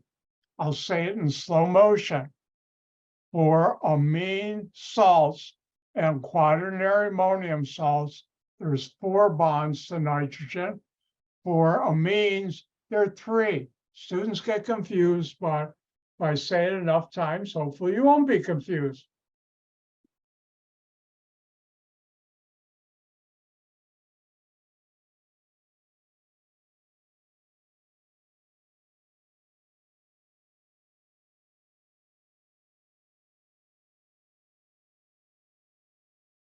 And here's one for you to try.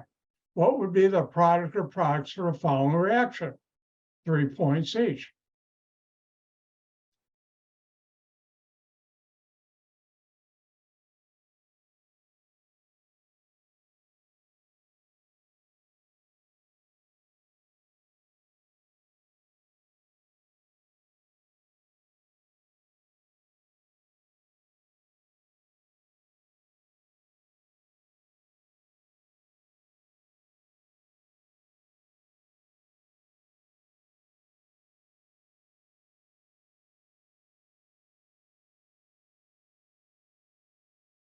And don't forget, if you happen to wander into a florist shop or somewhere where there are flowers and you smell them, you're smelling esters.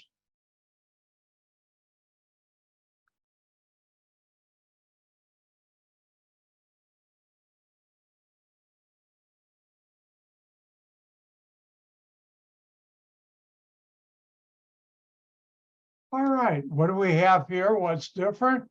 Nitrogen. And this is a primary amine, but since I'm reacting with acid HX, it could have been a secondary tertiary amine too. Remember, R prime and R can or don't have to be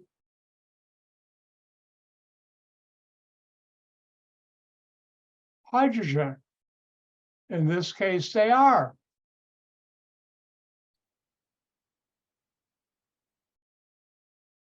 Call that R. Remember, X can be chlorine, bromine, or iodine.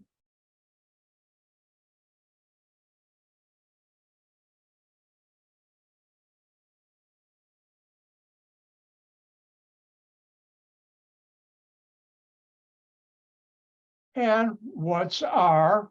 4 carbons. R prime and R double prime are hydrogen. We add one more. High level math times 2 plus 1 is 3. Now I show the charges. The anion is this. There are 4 bonds to carbon.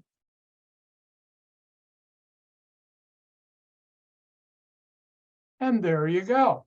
Oh, let's do another one.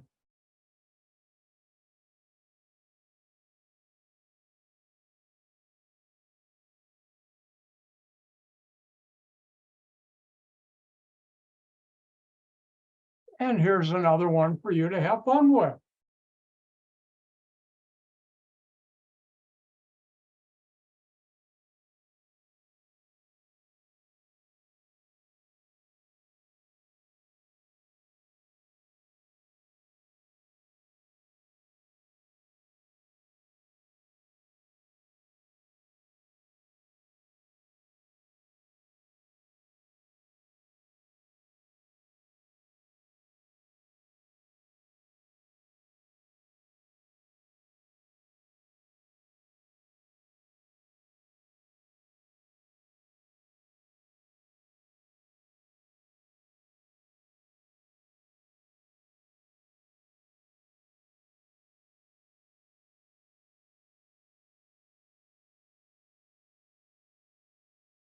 I was just thinking we're right on track with the syllabus. Yay. Which means I can take my time, do examples, not rush. Double yay.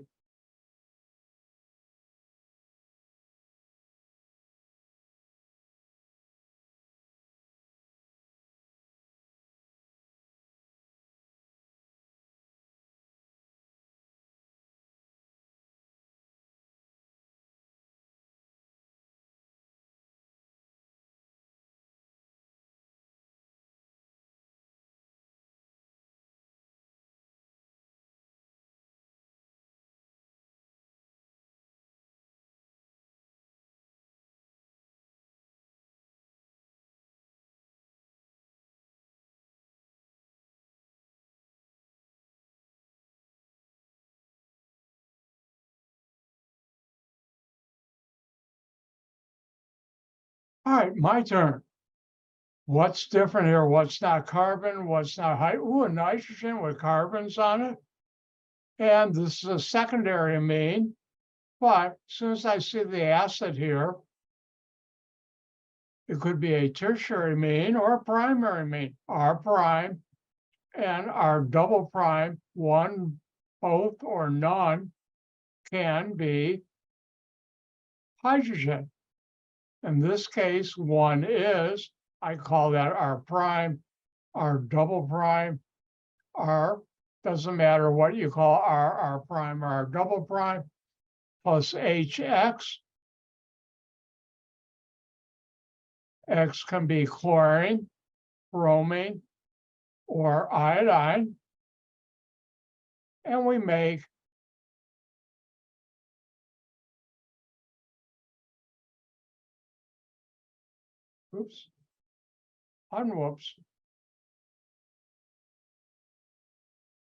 an amine salt.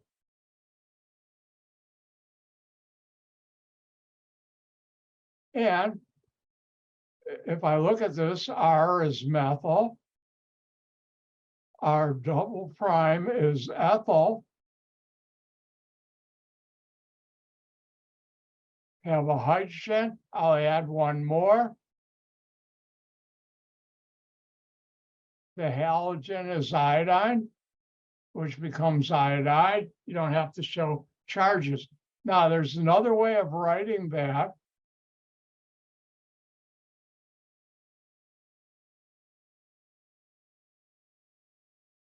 I still have my methyl and ethyl, excuse me, but I have two hydrogens, so I can write it this way.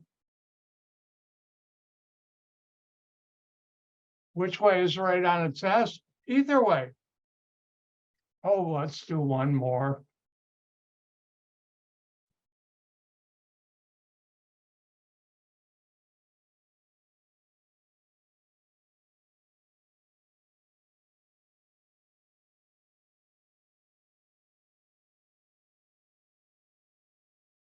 What would you react with HBr to make that molecule?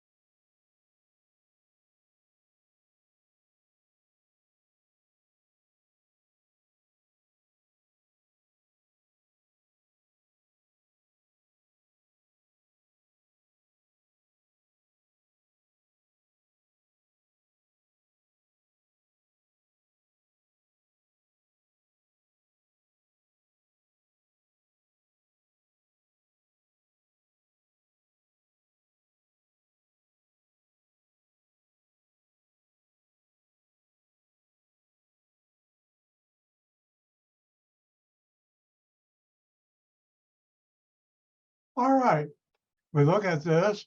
Excuse me, what's this? It's an amine salt.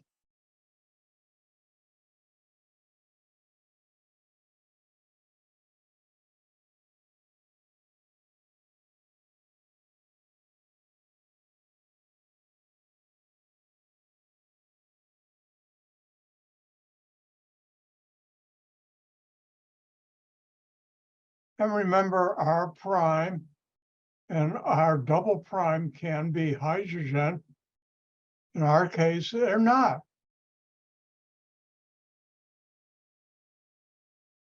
And we have HX. Remember, X can be chlorine, bromine, or iodine. Our case is bromine. And what do you start with? A tertiary amine. And what's R prime, and R double prime?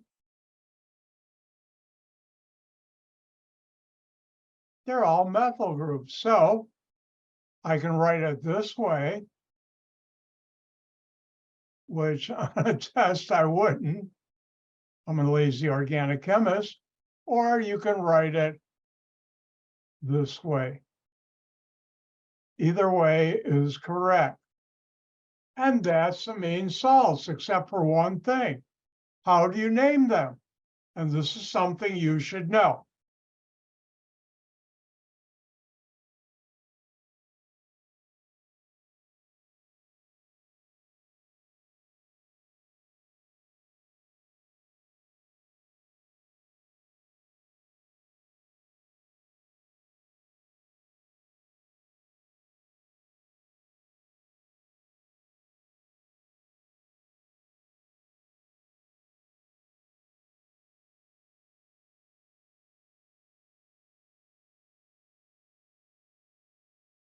It's the same as quaternary ammonium salts.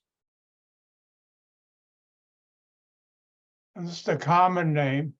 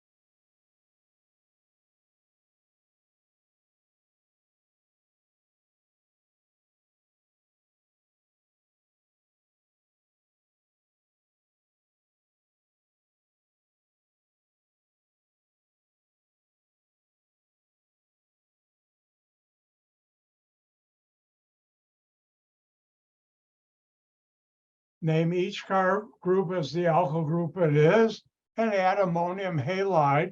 And let me remind you,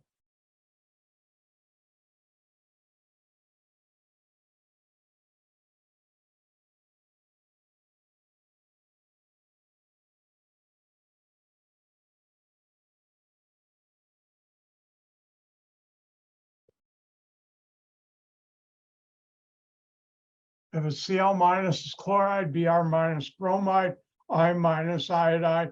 There are other salts, anions we can use, but that's at my level, like acetate and a whole lot of others. Sulfate, a whole lot of others. But anyways, let's take a look.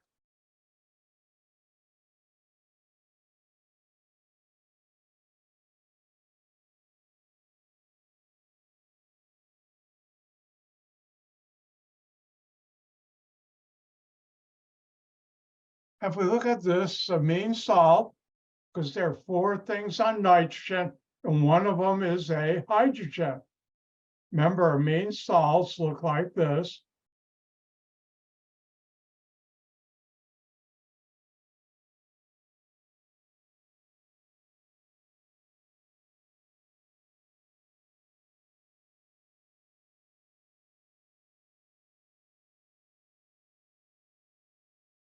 And our prime and our double prime can be hydrogen. So 2 plus 1, 3. That's why it's an amine salt. And this would be, name the alkyl groups. Well, there are only one, methyl, ammonium,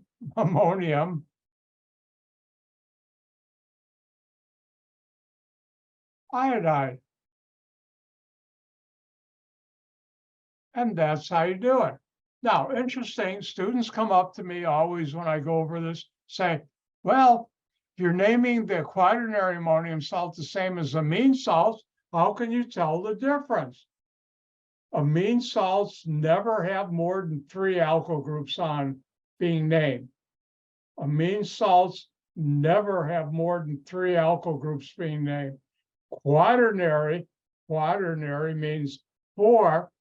Quaternary ammonium salts have to have 4 alkyl groups named when you name them.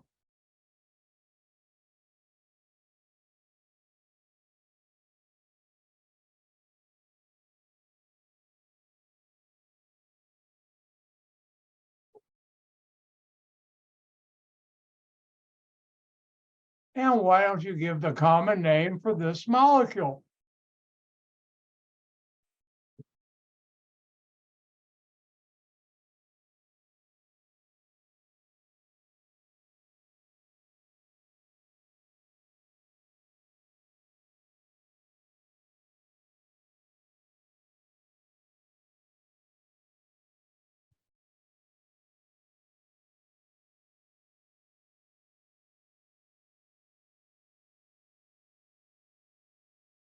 While you're doing that, I'm going to look up something real quick.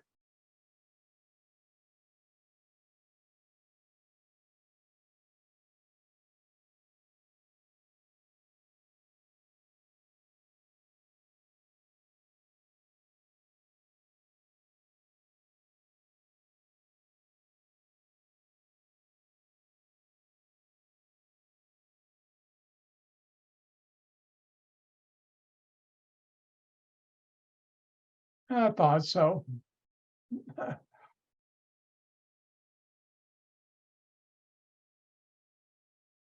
All right. Let's see if everybody's done.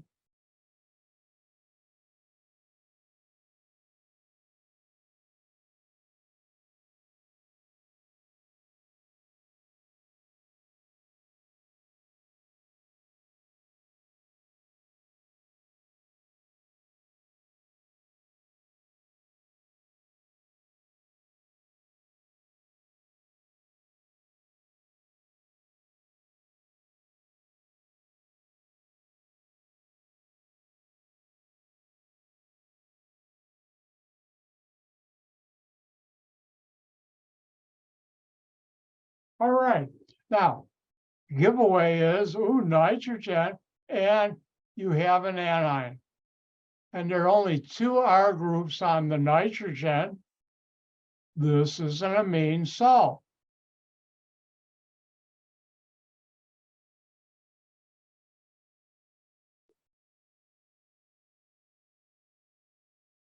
And remember our prime and our.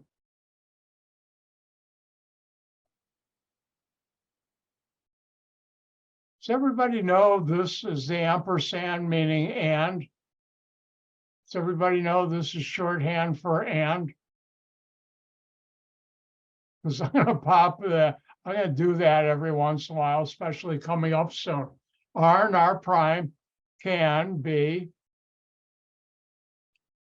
hydrogen. In this case, one of them is. I'll call that R prime.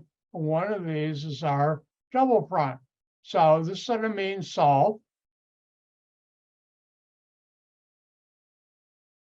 And since this is a common name, doesn't matter which you go first. Now you know I was gonna write methyl when I started writing CH3 instead of the word. You could have methyl, ethyl, ammonium chloride, or you could have ethyl methyl ammonium chloride. They're common names. There's no alphabetical rules. Now, on my nomenclature, test number 3 be worded differently. And the nomenclature question is, give the common or IUPAC name for amine salts and amines and quaternary ammonium salts. I only taught you the common name.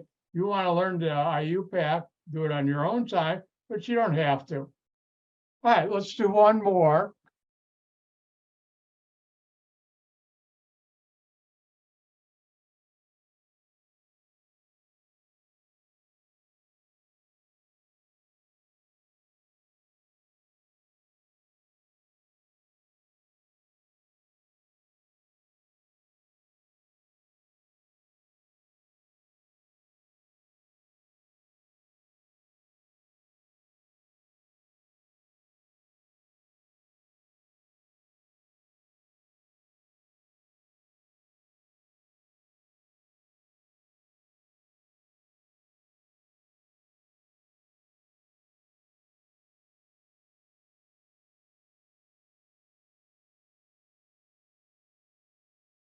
And why don't you draw the structure for diethyl methyl ammonium bromide?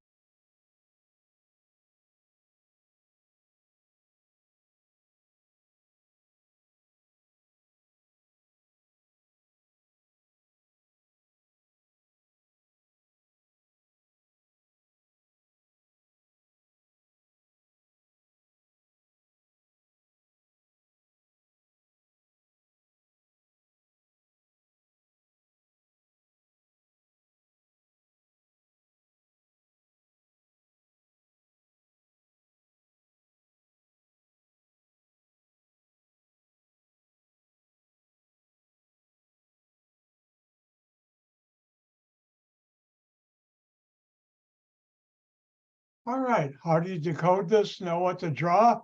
You start from here. The right, move left. Ammonium bromide halide tells you it's either a quaternary ammonium salt or an amine salt. 2-ethyl, 1-methyl, that's only 3 R groups. It's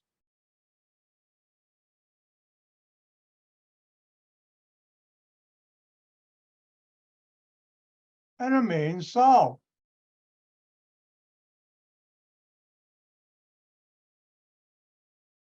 So I have a nitrogen, 2 ethyls,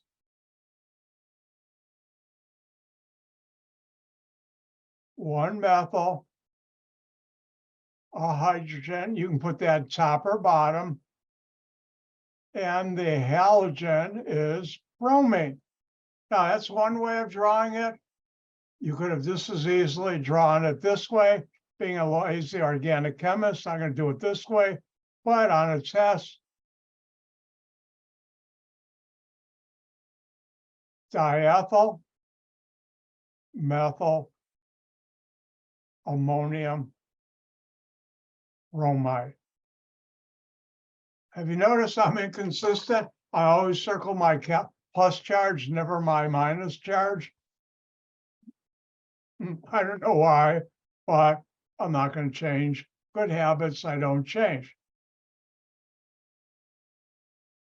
Now, one of the things you should be asking is, why am I learning this stuff?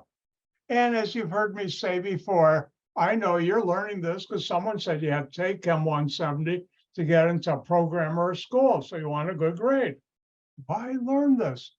Well, if you go and look in your medicine cabinet, you look at over-the-counter drugs and also some serious medicine. The active ingredients are amine salts. Why? Because amine salts are more soluble in water, your stomach, and that helps it gets it into your blood to get, now I'm way beyond my knowledge of the human body and medicine, but it gets to the parts of the body that needs the medicine. And that's why a lot of your over-the-counter are amine salts.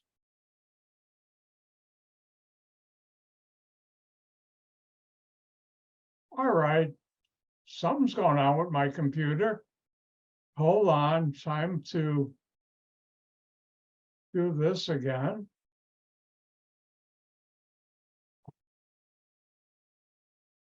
I think all those stories I told, Zoom is getting back at me.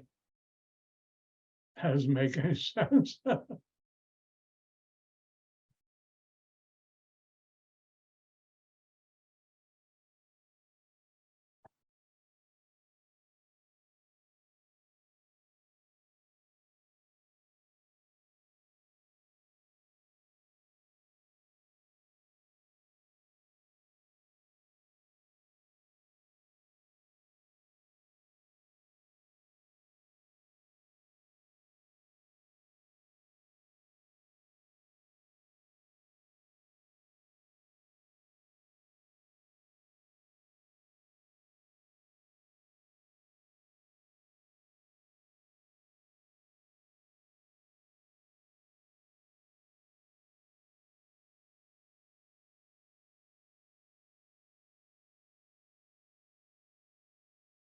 Sorry about the delay.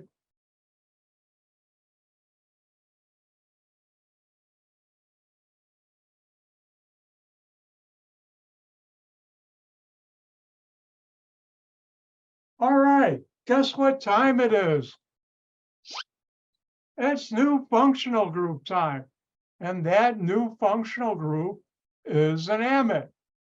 And an amide is a carboxylic derivative, which the hydroxyl group is replaced by amino group or substitute amino group. I'll never ask what's an amide, even though you should know. And another way of drawing it is this. And R prime and R double prime, one, both, or none, can be hydrogen. And this is called an amide.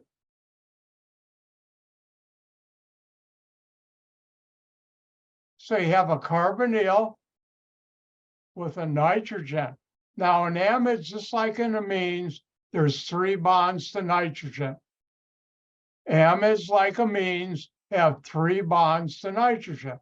And this is an amide. Now, I'm not going to go through nomenclature of amides and click the switches off for this slide, but Dr. White's worked with amides,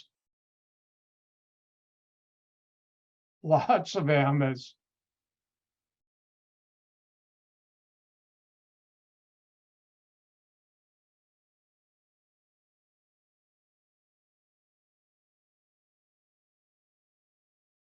And these are different type, and remember, switch click is totally off. You have a primary amide, secondary amide, tertiary amide. See board, now you've already seen it. All right, real quick. Ooh, you're getting your money's worth of Dr. White stories. Now, when I was at AXO, we made amides too, nitrogen derivatives, lots of them. And one place amides are used for, one specific one, is called the rusamide, where R is 21 carbons, carbonyl, and R prime and R double prime are hydrogens. Now, how many of you have ever gone to the supermarket? And hold on one second.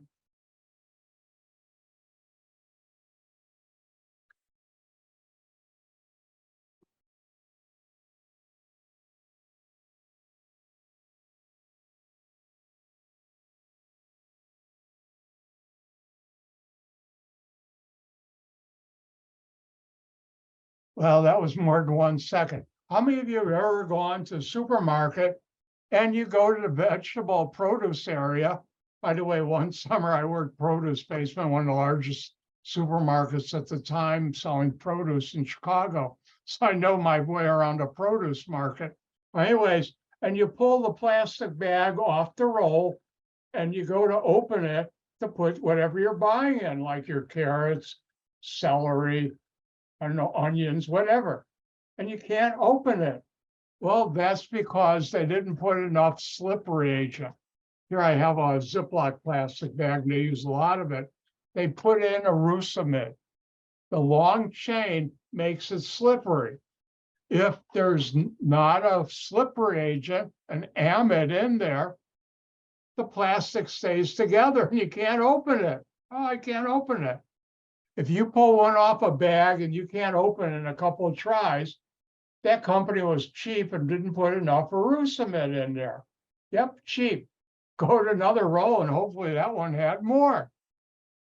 And that's why these don't stick together, because there's an anti-slip or slippery agent, it's called. Now, if I look at the clock, I just did, I think this would be a good time to call it a day,